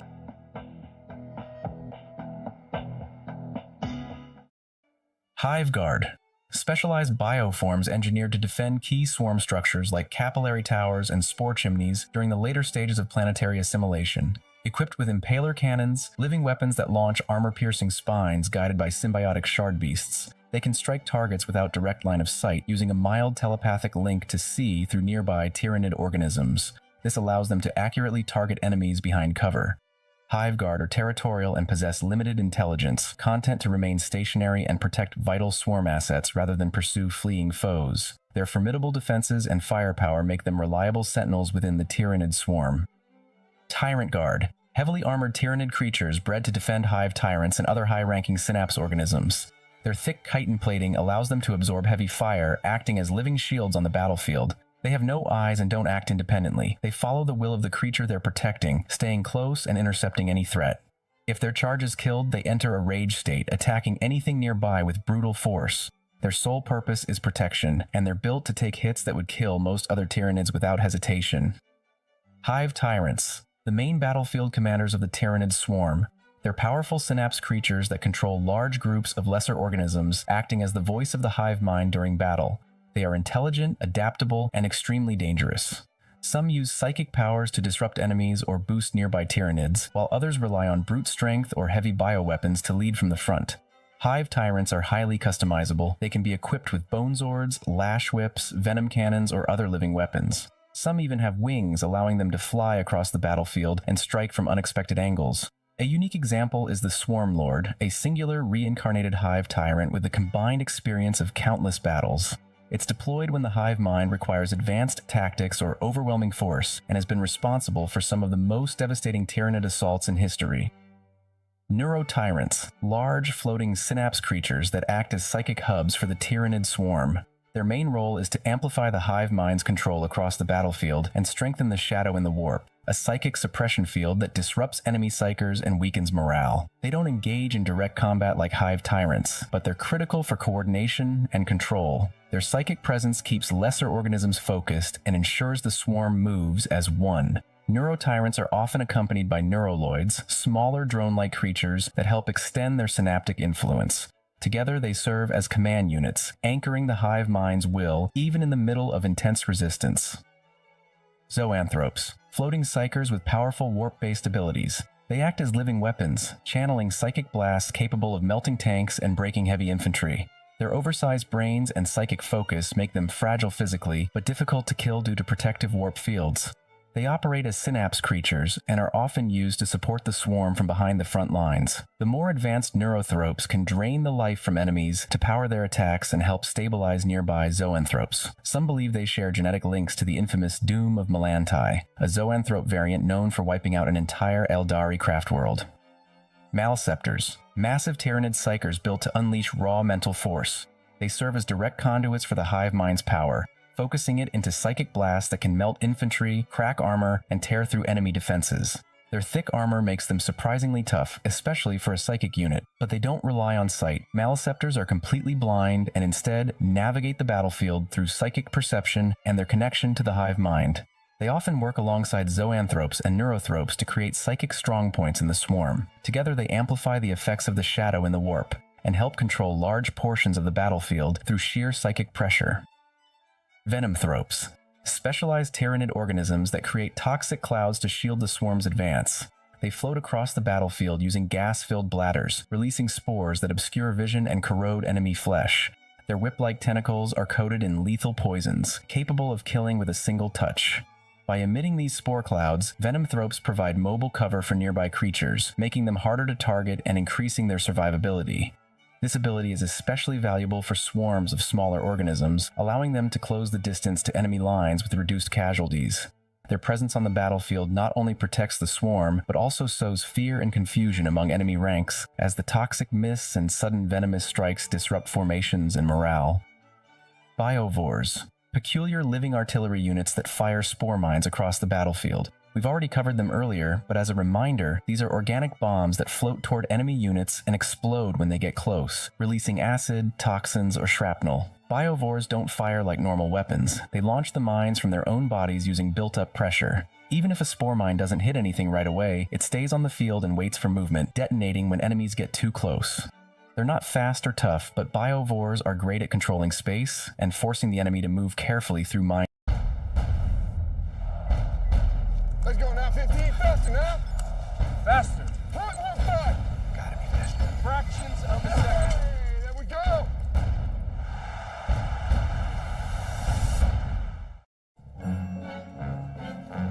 Migraine stealing the spotlight? Again? It may be time to say yep to Vyepti. Vyepti helps prevent migraine attacks in adults with just 4 30-minute IV infusions a year. Chronic migraine patients saw an average of 8 fewer migraine days per month with Vyepti. Don't take if allergic to Vyepti. Get help right away for allergic reactions like rash, swelling of face, lips, tongue, or throat, trouble breathing, hives, or facial redness. Tell your doctor about increased blood pressure or color changes, pain or numbness in fingers or toes. Common side effects are stuffy nose, scratchy throat, and allergic reactions. Ask your doctor if it's time to say yep to Vyepti. Areas. Pyrovores, slow but dangerous Tyranid organisms that act like living flamethrowers. They carry a powerful bioweapon on their back that sprays a stream of burning acid, melting through enemy lines and setting the battlefield ablaze. In close combat, they bite with acid-coated jaws, breaking down flesh into nutrients that can be absorbed by the swarm. They're not smart or strategic, just hungry, aggressive, and extremely lethal up close. Their main role is to clear out fortified positions and turn cover into a death trap. Toxicrenes, huge Tyranid organisms bred for close combat and toxic area control. They advance with the swarm, lashing out with long, whip-like tentacles that can tear through armor and crush vehicles. Their bodies constantly release clouds of lethal spores that choke, corrode, and blind anything nearby. Unlike the smaller venomthropes, which use toxins mainly for cover and protection, these clouds are designed to kill. Even heavily armored troops struggle to survive in the toxicrene's presence. Used to break defensive lines and clear out fortified positions, toxicrenes combine brute strength and biochemical weapons to finish what the rest of the swarm starts. Psychophages, Built to hunt psychers, these special organisms feed on psychic energy and weaponize it. Their central maw is surrounded by grasping tendrils, used to catch and consume targets with psychic potential. After feeding, they release the stored energy in corrosive blasts, burning through armor and flesh alike. They're especially dangerous to psyker-heavy armies, as the more power they absorb, the more destructive they become. While not a frontline brawler, they're tough enough to push into combat and are often used to break through enemy units that rely on psychic abilities to function. Carnifexes. Massive, heavily armored assault creatures bred for frontline combat. They serve as living battering rams, leading charges to break enemy lines and smash through fortifications. Their thick plates provide formidable protection, allowing them to withstand heavy fire as they close in on their targets. There are several notable variants. Screamer killers. Equipped with enhanced bioplasma organs, they unleash devastating short-range plasma blasts, accompanied by a characteristic high-pitched scream. Thornbacks. Recognized by large blade-like protrusions on their carapace, they excel in shock assaults, impaling enemy troops as they charge into combat.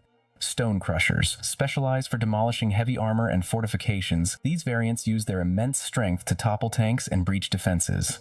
A particularly infamous Carnifex is Old One-Eye, a unique specimen known for its remarkable regenerative abilities. Despite being reportedly slain multiple times, it always reemerges to wreak havoc, leading some to believe the hive mind has copied Old One-Eye and developed a new Carnifex variant.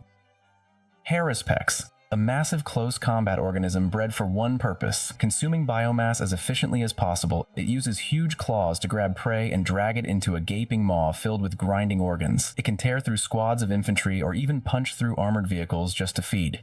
Everything it consumes is broken down and later regurgitated into digestion pools, speeding up the hive fleet's harvesting process. It doesn't hunt with precision, it simply charges into the thick of battle and devours anything it can reach. Exocrines. Heavy artillery bioforms bred to take out infantry and armored targets from long range. Their main weapon is a massive bioplasma cannon mounted on their back, capable of firing high-energy blasts that melt through enemy lines. They're slow and heavily armored, designed to sit behind the front and lay down constant fire. While they don't move much once deployed, they're extremely effective at softening up defenses and supporting the swarm's advance. Their role is simple but critical. Clear the tougher enemy forces so the rest of the Tyranids can move in and finish the job. Tyrannifexes. Towering, heavily armored biocreatures bred for heavy fire support. They carry one of several massive bioweapons: the rupture cannon for destroying vehicles and fortifications, the acid spray for clearing entrenched infantry at close range, or the flesh borer hive for saturating the battlefield with swarms of living projectiles. They serve a similar role to exocrines, but with key differences. Exocrines are focused artillery units that rely on precise, long-range plasma blasts. Tyrannifexes are more versatile and far more durable, able to hold ground while delivering sustained fire against both infantry and armor. Slower and more imposing, they function like living bunkers, hard to remove and brutal in return fire. Tervigans. Massive Tyranid bioforms that function as living incubators, capable of spawning termagants directly onto the battlefield. Beneath their armored carapace, they carry broods of these lesser creatures, releasing them to overwhelm enemy forces. This ability allows the swarm to rapidly replenish its numbers during combat. In addition to spawning termagants, tervigans serve as synapse creatures, extending the hive mind's control over nearby lesser organisms. They can also emit pheromones that invigorate nearby termagants, pushing them to fight with increased ferocity. Physically, tervigans are formidable in close combat, using their massive claws to scythe through enemy ranks. Their presence on the battlefield significantly enhances the swarm's adaptability and resilience. Tyrannocytes. Living drop pods used by the Tyranids to deliver troops directly onto the battlefield. Launched from hive ships in orbit, they descend rapidly and crash into the planet's surface. Upon landing, they split open to release the creatures inside, such as warriors or carnifexes. After deployment, they become airborne again, using gas-filled sacs to float above the battlefield. Equipped with multiple bioweapons, they provide fire support, targeting nearby enemies with deadly accuracy. These organisms are vital for the Tyranid's strategy of overwhelming enemies by deploying forces directly into combat zones, bypassing traditional defenses. Don't let heartburn get in the way of the food you love. Get fast, powerful relief with Tums. Every game's better when you love food back. I needed 10 sequin cowboy hats for a bachelorette party, but what did I get? What the? And now, Kristen Bell shows us how retailers use nice CXAI to make wrong orders feel almost dangerously easy to fix. I mean, I don't hate it. It's just not what I ordered. But then, thanks to Nice AI, it all just got handled. Return label in my email. Order tracked. Problem solved. That's why leading brands choose Nice. Mycetic spores, another form of organic drop pod transports designed for one-way delivery. Unlike tyrannocytes, which survive after landing and provide battlefield support, these are single-use organisms. Once launched from orbit, they crash into the ground, release their payload, and die shortly after. They're used to deploy all kinds of Tyranid units, ranging from gaunts to carnifexes, directly into combat. Some variants are armed with basic tentacles or bioweapons, giving them a brief defensive function before they expire. Simple and expendable, they're ideal for mass invasions where survival isn't expected. Malanthrope, a rare Tyranid bioform tasked with collecting genetic material from fallen enemies after a battle. It absorbs and processes DNA to aid the hive fleet's evolution. Its venomous tendrils incapacitate prey, allowing it to grab victims and extract their genetic essence. This function supports the Tyranid's rapid adaptation, making Malanthropes vital for the swarm's continuous improvement. Harpies, a large flying Tyranid bioform used for aerial bombardment and ground support. It carries spore mine clusters beneath its body, dropping them onto enemy positions while staying out of reach. Armed with biocannons and capable of fast, low-altitude strikes, it disrupts formations and creates openings for the swarm. Its speed and mobility make it difficult to target, though it's not as heavily armored as ground-based organisms. Designed to weaken defenses and support the main assault, the Harpy is a key part of the swarm's air power during planetary invasions. Hive crones, another winged bioform, this one bred specifically for air-to-air combat. Unlike the Harpy, which supports ground assaults with spore mines and ranged fire, the hive crone is built to dominate the skies. It launches tentaclids, living missiles that home in on enemy aircraft and disrupt them with bioelectric pulses. Its drool cannon sprays corrosive acid, giving it some flexibility against ground targets as well. In close quarters, its bladed wings can shred enemy flyers during high-speed passes. Fast, aggressive, and highly maneuverable, the hive crone is deployed when the swarm needs to neutralize enemy air power and establish control of the skies. Norn emissary and assimilator. Both of these towering creatures are rare, mission-specific bioforms. They're deployed when the hive mind needs something precise and deadly, whether that's capturing a key target or annihilating a fortified position. The Norn Emissary is a psychic powerhouse guided by a sliver of the Norn Queen's own will. Its role is to eliminate high-value threats, manipulate the battlefield with psychic power, and carry out objectives that demand finesse and brute strength combined. The Norn Assimilator, on the other hand, is built purely for elimination. It trades psychic ability for close combat aggression, using massive harpoons and talons to rip enemies apart. Where most Tyranids are spawned in mass, these are precision instruments of the hive mind, sent when something really needs to die. Biotitans. They are the living war engines of the Tyranids, built to match the Imperium's Titans in scale and power. Variants include the scythed and barbed Hierodules, both fast and heavily armed frontline beasts, and the rare Dominatrix, a towering synapse creature rumored to act as a battlefield extension of the Norn Queen herself. But the most well-known Biotitan is the Hierophant. Towering over almost everything else in the swarm, it's heavily armored, fast for its size, and armed with massive biocannons. It leads assaults during full-scale planetary invasions, leveling fortifications, and wiping out armored divisions with ease. Harridan. Technically a Biotitan, this monstrosity absolutely deserves its own entry. The Harridan is the only known flying Tyranid creature of that scale, a massive winged predator that brings Titan-class destruction from above. It launches biocannon barrages while soaring out of reach and carries broods of gargoyles under its body, dropping them mid-flight to spread chaos across the battlefield. Heavily armored and incredibly fast for its size, it's nearly impossible to stop once it takes off. Bioconstructs. Tyranid invasions don't just rely on creatures, they also seed entire worlds with living structures. The first ones that approach a planet are sporocysts, immobile organisms that act like forward bases, spawning spores and smaller Tyranids while shaping the battlefield. Once the planet is overrun, reclamation pools are formed, massive digestive pits where rippers dump biomass. That slurry is then funneled into capillary towers, towering structures that pump the nutrients up to orbiting hive ships. Throughout the process, spore chimneys fill the sky with toxins and spores, reshaping the atmosphere and killing off any remaining resistance. These bioconstructs are what turns a dead world into fuel for the swarm. Bioships. To finish off the list, we can't ignore the colossal vessels that make Tyranid invasions possible. Bioships are organic spacecraft grown by the hive fleets themselves, and they operate entirely in space. These include massive hive ships, which store biomass and control the entire fleet, as well as smaller organisms like krakens, razor fiends, and narwhals, each bred for specific roles: spore deployment, void combat, and psychic communication over vast distances. They launch tyrannocytes, mycetic spores, and spore barrages, directing the assault from orbit and collecting all harvested biomass once the planet has been consumed. This topic could easily be its own video, but like bioconstructs, it deserved to be mentioned here for completeness. Thanks for sticking until the end, and click here if you want to check out another video. See you in the next one. This is what you get with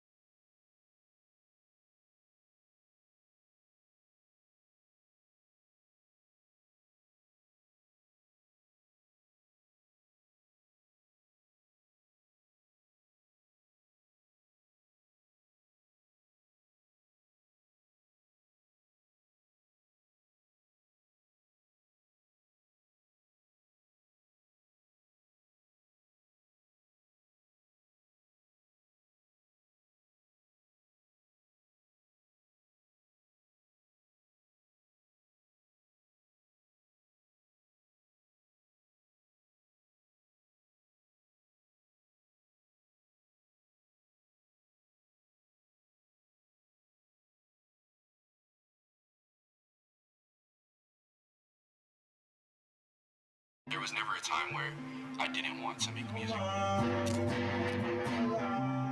It's always been something that's been with Magos. A Magos is a high-ranking tech priest who has dedicated centuries to mastering a particular scientific or technological field in service to the Omnissiah. There are numerous specialized branches such as Magos Biologists, Magos Cybernetica, Magos Alchemies, Magos Genitus, and many others. Those who ascend to even greater heights earn the title of Archmagos, which denotes significant seniority and influence, with Belisarius Cawl being one of the most renowned living examples. The Magos Dominus takes on the role of a battlefield commander, leading armies and ancient combat machines like battle automata, while the Magos Explorator heads up missions across the galaxy to unearth lost knowledge and STC fragments. On the rarer side, the Magos Errant collaborates with rogue trader fleets, trading their expertise for the freedom to explore. Tech priests. They are the backbone of the Adeptus Mechanicus, each one honing their skills in the upkeep, study, and command of the Imperium's most revered machinery. At the forefront is the Tech Priest Dominus, who takes on the role of chief battlefield commander, skillfully orchestrating Skitarii forces and guiding the heavy support units. On the other hand, the Tech Priest Manipulus zeroes in on energy distribution and battlefield support, boosting the mobility and firepower of allied units through intricate field manipulations. Ancient Seers, often found embedded within Imperial Guard regiments or Titan legions, are the technical wizards responsible for mending war machines and keeping sacred battle engines operational even under enemy fire. Cybernetica Datasmith. These are the unsung heroes of the battlefield, tasked with the crucial job of programming and guiding the Adeptus Mechanicus's most fearsome robotic warriors called the Battle Automata. Though they may not be on the front lines themselves, they're constantly adjusting attack strategies in the heat of battle, unleashing powerful firing sequences, and even countering enemy hacking attempts aimed at their machines. In the chaos of war, a datasmith is the mastermind behind the mechanical might, turning lifeless machines into unstoppable forces of the Omnissiah's will. Techno-archaeologist. They are rare tech priests who devote their lives to uncovering lost technologies buried within ancient human ruins, alien tombs, and abandoned space hulks. Although they rarely take part in direct combat, the technologies they uncover can significantly influence the outcome of entire campaigns by reviving long-forgotten weapons of war. One standout among them is Daedalosis, a techno-archaeologist famed for his role in the Blackstone Fortress expeditions. Skitarii Legion. This legion is the backbone of the Adeptus Mechanicus, a highly disciplined army made up of heavily augmented soldiers who act as the martial force of the Forge Worlds. Every Skitarius has gone through significant cybernetic enhancements, swapping out flesh for machine components to boost their accuracy and combat endurance. The two primary types are Rangers and Vanguard. Rangers shine as long-range marksmen armed with galvanic rifles, and they often take on the roles of forward scouts and sharpshooters. On the other hand, Vanguard are experts in close quarters, equipped with radium carbines and charged weapons that can corrode both flesh and metal. Leadership is in the hands of Skitarii Alphas, or squad leaders, whose loyalty is hardwired and their combat data is directly linked to the higher Mechanicus command. Sicarian Fighters. These are the elite shock troops of the Adeptus Mechanicus. What sets them apart is their unique transonic technology, which allows their ultra-high frequency blades and weapons to vibrate at deadly pitches and easily cut their targets. This sonic assault can demoralize enemies even before they engage, transforming every charge into a psychological and physical barrage. Rust Stalkers are agile assassins who make the most of these transonic razors, effortlessly cutting through heavy infantry and mechanical foes like living scalpels. Infiltrators act as electronic warfare experts and ambush specialists, employing neurostatic aura generators to disrupt enemy sensors and communications before launching their attacks with stub carbines and taser goads. Electropriests. Warrior priests that channel raw electrical energy through their enhanced bodies as a form of devotion to the machine god. They're split into two primary factions, Corpus Cari and Fulgurite, and act as living conduits of divine power on the battlefield. The Corpus Cari electropriests are experts at unleashing arcs of electrical discharge that sweep across enemy lines, creating crackling storms of energy that can overwhelm infantry squads. On the other hand, the Fulgurite electropriests wield electrostatic staves, focusing on close-quarters shock charges and using their weapons to drain life force in ritualistic acts of soul harvesting. Clad in minimal armor and adorned with electus that store their electrical charges, they charge into enemy ranks as a sacred offering, demonstrating their faith by transforming themselves into lethal living weapons for the Omnissiah. Secutarii. Also referred to as Titan Guard, the Secutarii are the elite infantry tasked with safeguarding the formidable Titan legions. They act as a mobile defense line and provide close-quarters support during operations involving these colossal war machines. Trained to work seamlessly with Titans, they are built to withstand the harshest battlefield conditions, including radiation and the sonic shockwaves unleashed by Titan weaponry. Secutarii hoplites are skilled phalanx fighters, wielding arc lances and mag-inverted shields. They shine in defensive formations and are adept at pushing forward in close combat to secure the area around their Titans. On the other hand, Peltas are nimble skirmishers, armed with galvanic casters and flexible targeting arrays. This allows them to disrupt enemy movements and target vulnerable flanks with precise fire. Servitors. They are the tireless labor and expendable combat backbone of the Adeptus Mechanicus. Created from criminals, failed initiates, or mind-wiped captives, these vat-grown or repurposed humans are stripped of independence and rebuilt to perform single-minded tasks in battle. Variants like Carcanos Servitors and Praetorian Servitors serve as heavy combat guardians, wielding arcane weaponry or massive power claws to defend vital Mechanicus assets. Silex Guardians and Ad Secularis Tech Thralls specialize in close-quarters combat. Introducing a revolutionary experience for developers. A great sleep score. or hazardous environment operations, flooding enemy trenches or boarding actions without hesitation. Cataphren servitors. These servitor fighters are heavily modified cyborg soldiers used for siege operations and heavy fire support. Once human, they transformed into nearly mindless weapon systems, guided by command protocols and monitored by tech priests. Cataphren breachers act like living battering rams equipped with arc claws and torsion cannons that are specifically designed to smash through fortifications and armored targets at close quarters. Their robust tracked chassis enables them to navigate tough terrain and push straight into enemy strongholds. On the other hand, Cataphren destroyers function as mobile heavy weapon platforms, armed with grav cannons or plasma culverins to deliver devastating firepower from a distance. These variants are frequently deployed to secure choke points, or to break through entrenched defenses with overwhelming might. Chronogladiators. These are cybernetically enhanced fighters turned into expendable assault troops by the Adeptus Mechanicus. Initially designed for brutal gladiatorial games, these warriors have neural implants that are synced with countdown timers. If they don't secure a kill within a certain time frame, their implant goes off, ensuring they remain obedient and aggressive at all times. Equipped with rough combat augmentations and heavy melee or chain weapons, chronogladiators thrive in savage close-quarters combat, and their instinct to survive transforms every battle into a wild and bloody frenzy. Elite Skitarii variants. These warriors are typically chosen from seasoned Skitarii or crafted specifically for ceremonial and strategic purposes. Cataphracti serve as the armored spearhead in Skitarii ground operations, handling everything from chimeras and rhinos to the formidable Baneblade-class super heavies. Specialized for void warfare, Classiari are stationed on warships and explorator fleets, functioning as boarding units, bodyguards, and internal security forces. Selected by senior Skitarii commanders, Huskarls are elite bodyguards and personal defenders in the heat of battle. On the other hand, Sagittari squads focus on delivering heavy weapons fire, acting as dedicated long-range support within Skitarii maniples. Also known as the Crimson Guard, Venatori are an elite strike force that was reformed after the War of Brass, now serving as the top warriors of the Lathe worlds. Myrmidon Secutors. Hailing from the Scoli of Mars and the Forge worlds, Myrmidon Secutors are enhanced warriors of the Tech Priest Order, serving as heavy infantry and siege experts. Secutors shine in close-quarters combat and anti-armor operations, using mystical melee weapons and heavy energy cannons that can rip through armored units. Their counterparts, the Myrmidon Destructors, specialize in long-range destruction, equipped with graviton guns, Volkite chargers, and unique radiation-based weaponry that excels at dismantling enemy formations from afar. Thalaxi. Stripped down to their essential components and housed in sturdy cybernetic frames, Thalax are built to function as swift, hard-hitting assault units in challenging environments. Thanks to their jump packs, these soldiers can leap across the battlefield to target weak spots, execute quick flanking maneuvers, or capture crucial objectives. Their weapon of choice, the lightning-fast plasma fusel, packs a punch with armor-piercing firepower. Secutari Axiarch.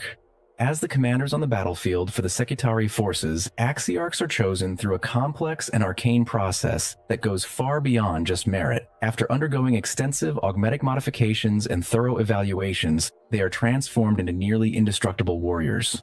They wear Titan Shard armor forged from the plates of the god engines they once protected, and their equipment features arc lances, power fists, refractor fields, and chiropatris generators, giving them the kind of lethality you'd expect from leaders of Titan-bound warfare.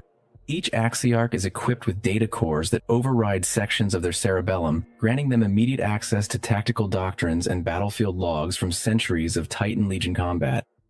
The Cerberus Corps. Divided into two distinct units, the Cerberus Raiders and the Sulphur Hounds, the Cerberus Corps act as the vanguard cavalry, carrying out hit-and-run raids and scouting missions in challenging environments.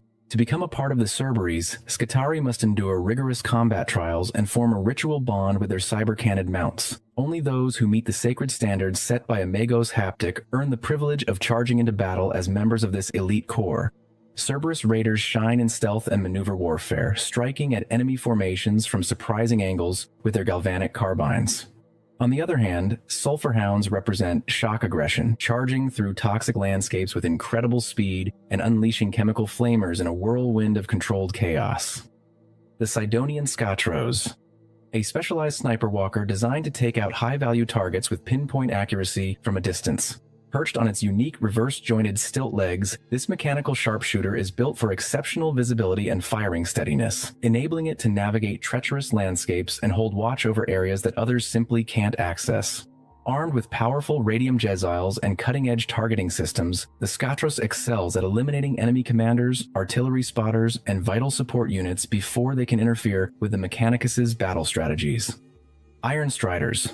The Iron Strider engine is a stunning piece of engineering boasting stilt-like legs on near-perpetual motion. Mounted on this impressive frame are two of the Mechanicus' most fearsome Scutari units, the Iron Strider Ballistari and the Sidonian Dragoons. These Iron Strider Ballistari function as high-speed snipers and skirmishers, dedicated to disabling enemy war machines and taking out key leaders. On the other hand, the Sidonian Dragoons embody the idea of delivering a sudden and overwhelming melee attack. Armed with crackling taser lances and guided by phosphor marker fire, they burst through clouds of incense, striking their targets with incredible speed and powerful, blunt force. Here at the Fox, we know men need a deodorant stick that's just as high-performing as they are. Sometimes even more so. Natural deodorant, 72-hour protection to help you feel like a man and... AdMech ground assets. As the iron spine of Mechanicus ground offensives, these vehicles blend mobility and heavy firepower into adaptable armored units. The Lehman Russ, along with its Demolisher variant, is a key player in Scutari armored formations, enhanced with cog rituals and blessings from the machine god for breaking sieges and leading frontal engagements. The Scorpius Disintegrator and Scorpius Dune Rider act as the Mechanicus' own battle tank and transport options, providing ranged firepower and infantry transport through sealed hulls built for toxic battlefields.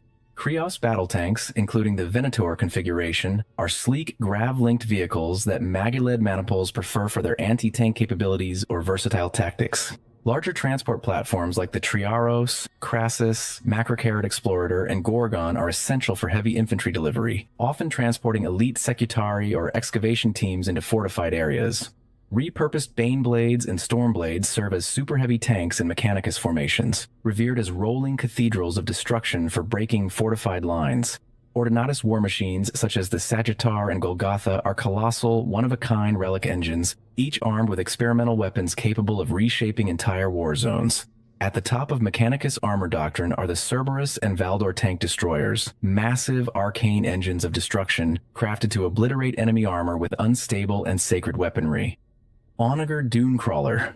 Designed to serve as both a frontline artillery platform and a mobile data hub, these walkers glide through the battlefield in an almost ghostly synchronization, navigating the wreckage and toxic landscapes with ease. Each Dune Crawler is enveloped in protective force fields and armed with some of the most revered and devastating weaponry that the tech priests can engineer.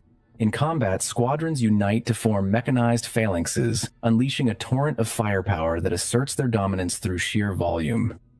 Atrax Siege Walker. These heavily armored combat walkers are the pride of the Ordo Reductor within the Adeptus Mechanicus, specifically engineered for relentless siege warfare and close-quarters destruction. With their quadrupedal design, they come equipped with rad-based munitions, graviton cannons, or massive flamers, and are unleashed to dismantle enemy fortifications with brute force and chemical devastation. Their thick armor allows them to withstand heavy counterfire as they trudge through debris and toxic environments without hesitation. The Termite Assault Drill. Designed to dig beneath enemy fortifications, the Termite Assault Drill enables elite infantry units to bypass surface defenses and strike unexpectedly at the core of enemy positions. Heavily armored and outfitted with seismic cutting mandibles and melta-charges, this drill can penetrate almost any bunker or fortress wall, allowing Scutari squads, tech thralls, or Cataphren servitors to reach vital objectives directly. Its hull is designed to withstand intense underground pressures and fend off most standard anti-armor weapons once it emerges. Mechanicus aerial assets.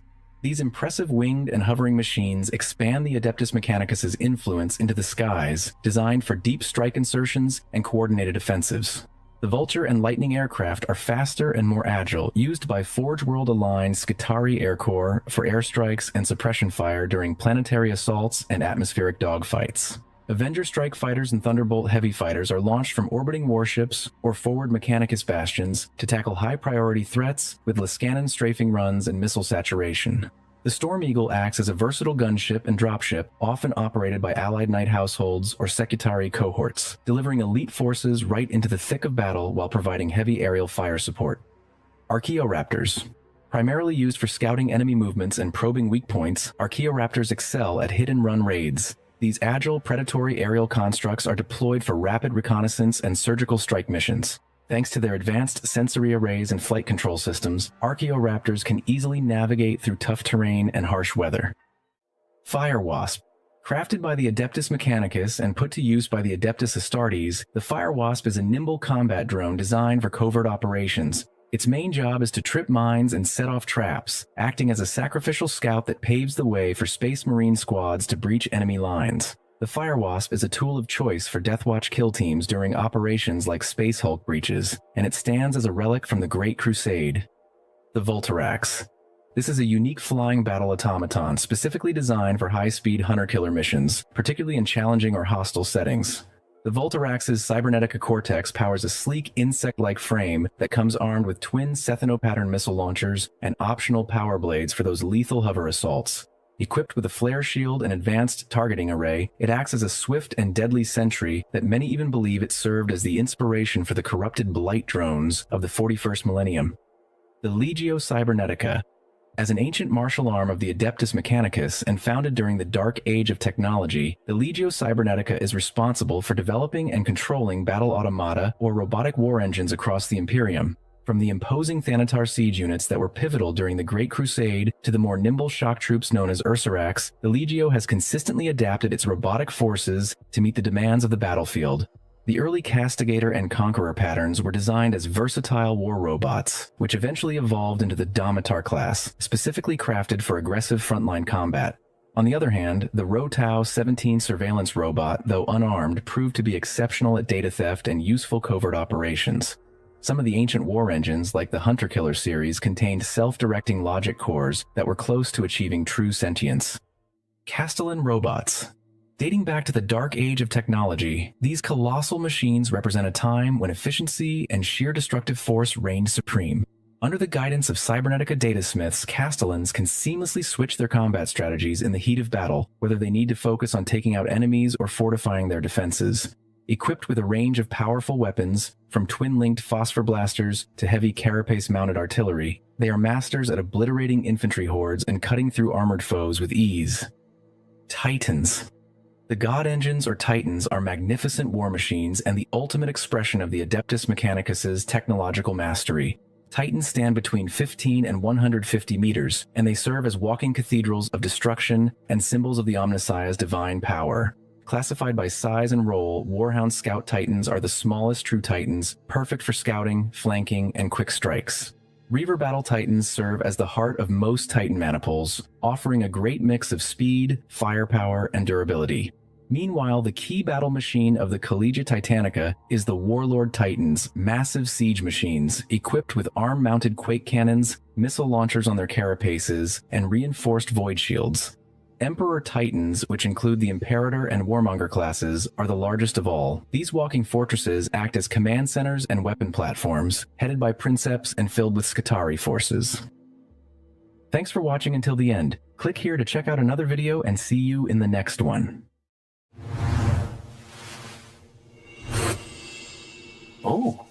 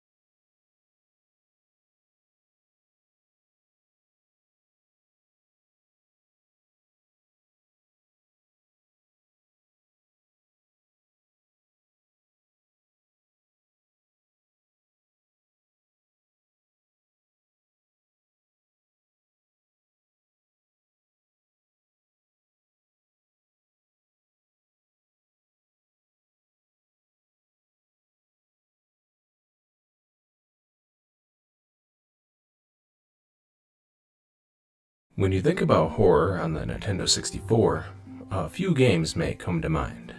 Perhaps it's the terrifying moon in Majora's Mask. Maybe it's the claustrophobic basement in Super Mario 64. Or that shark that used to stalk you in Banjo-Kazooie.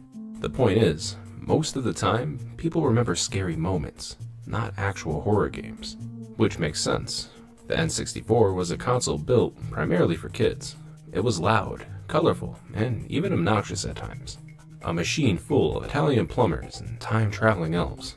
And yet, somewhere in that swirl of bright plastic and Saturday morning joy, something darker stirred. A shadow beneath the gray paint, a current running under the surface, like a decrepit basement rotting below the floorboards of a child's playroom. Some games feel like they shouldn't exist on this platform, and yet, they do. I'm not talking about in a Crow 64 way, mind you. I mean actual games that were made for the console. These games weren't always good. Some were clunky, others cursed, and a few were just weird. But the developers were trying. You could feel it. The ambition, the uncertainty, the creativity that comes from not knowing the rules just yet. All of them tell a story about a time when horror was changing, when the genre was learning to shamble around in 3D, and sometimes tripping over its own limbs in the process.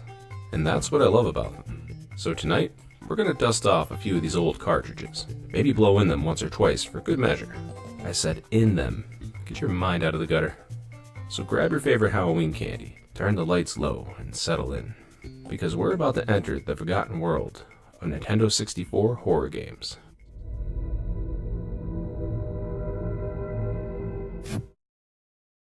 Holiday season, it's the new Nintendo 64. So what's the big deal, and why is Toys R Us already sold out? We have the answers. Back in the golden age of late 90s gaming, I was but a wee lad. Every weekend my dad would take me down to the local video store to rent a game. He was a hard-working construction guy. Age ratings on boxes never even crossed his mind. Hell, he let me rent Conker's Bad Fur Day 3 weeks straight. Boy, you sure like that squirrel game. Conker, honey, fancy going for a bounce? A bounce? Okay. Now this is what I call a platform game. Yeah, Dad, it's awesome. One fine October weekend, I was feeling the Halloween spirit. I didn't want to rent another kid game like Banjo-Kazooie. I wanted something darker. Something that pushed me beyond the safety of Pokemon and Mucha Lucha. Now, I wasn't a complete stranger to the concept. I had beaten Ocarina of Time, and Lord knows that game has its fair share of horror. I also played Resident Evil with my best friend on PlayStation. But everyone knows, playing a scary game with your buddy eliminates like 90% of the tension. You were almost a jibble sandwich. No, this would be a solo quest. A journey into the abyss, armed with nothing more than courage and some Dunkaroos. But the question was, which game would it be? My first pick was Turok, but the dinosaur on the cover had freaked me out, and I didn't want to see what else the game had in store for me. So, after scouring the shelves a bit more, I saw this badass dude holding a skull with a mask popping out of his chest. In retrospect, he looks a lot like Vin Diesel's character, Reddick, from Pitch Black. I looked into this for like 10 minutes and I couldn't find any connection. The box art looked just grim enough to give me a fright, but not so much that I would sleep with the lights on. Well, let me tell you, the cover lied. When young me handed that box to my dad, he looked at it and said, "Huh, that looks cool." Yeah, Dad, it was cool. So cool that it gave me nightmares for a week. We both learned a valuable lesson that day. He'd start paying a bit more attention to what I was renting, and I'd stop trying to be so brave. Well, I'm a grown-up now, big tough guy. There's nothing I can't handle. Surely those memories were just childhood exaggeration. There's no way an N64 game could really be that dark, right? Well, there's only one way to find out. We need to cross on over to the dead side. My moderate to severe Crohn's symptoms kept me out of the picture. With Skyrizi, feel significant symptom relief at 4. Unlike some of the other games in this video, Shadow Man wasn't an N64 exclusive.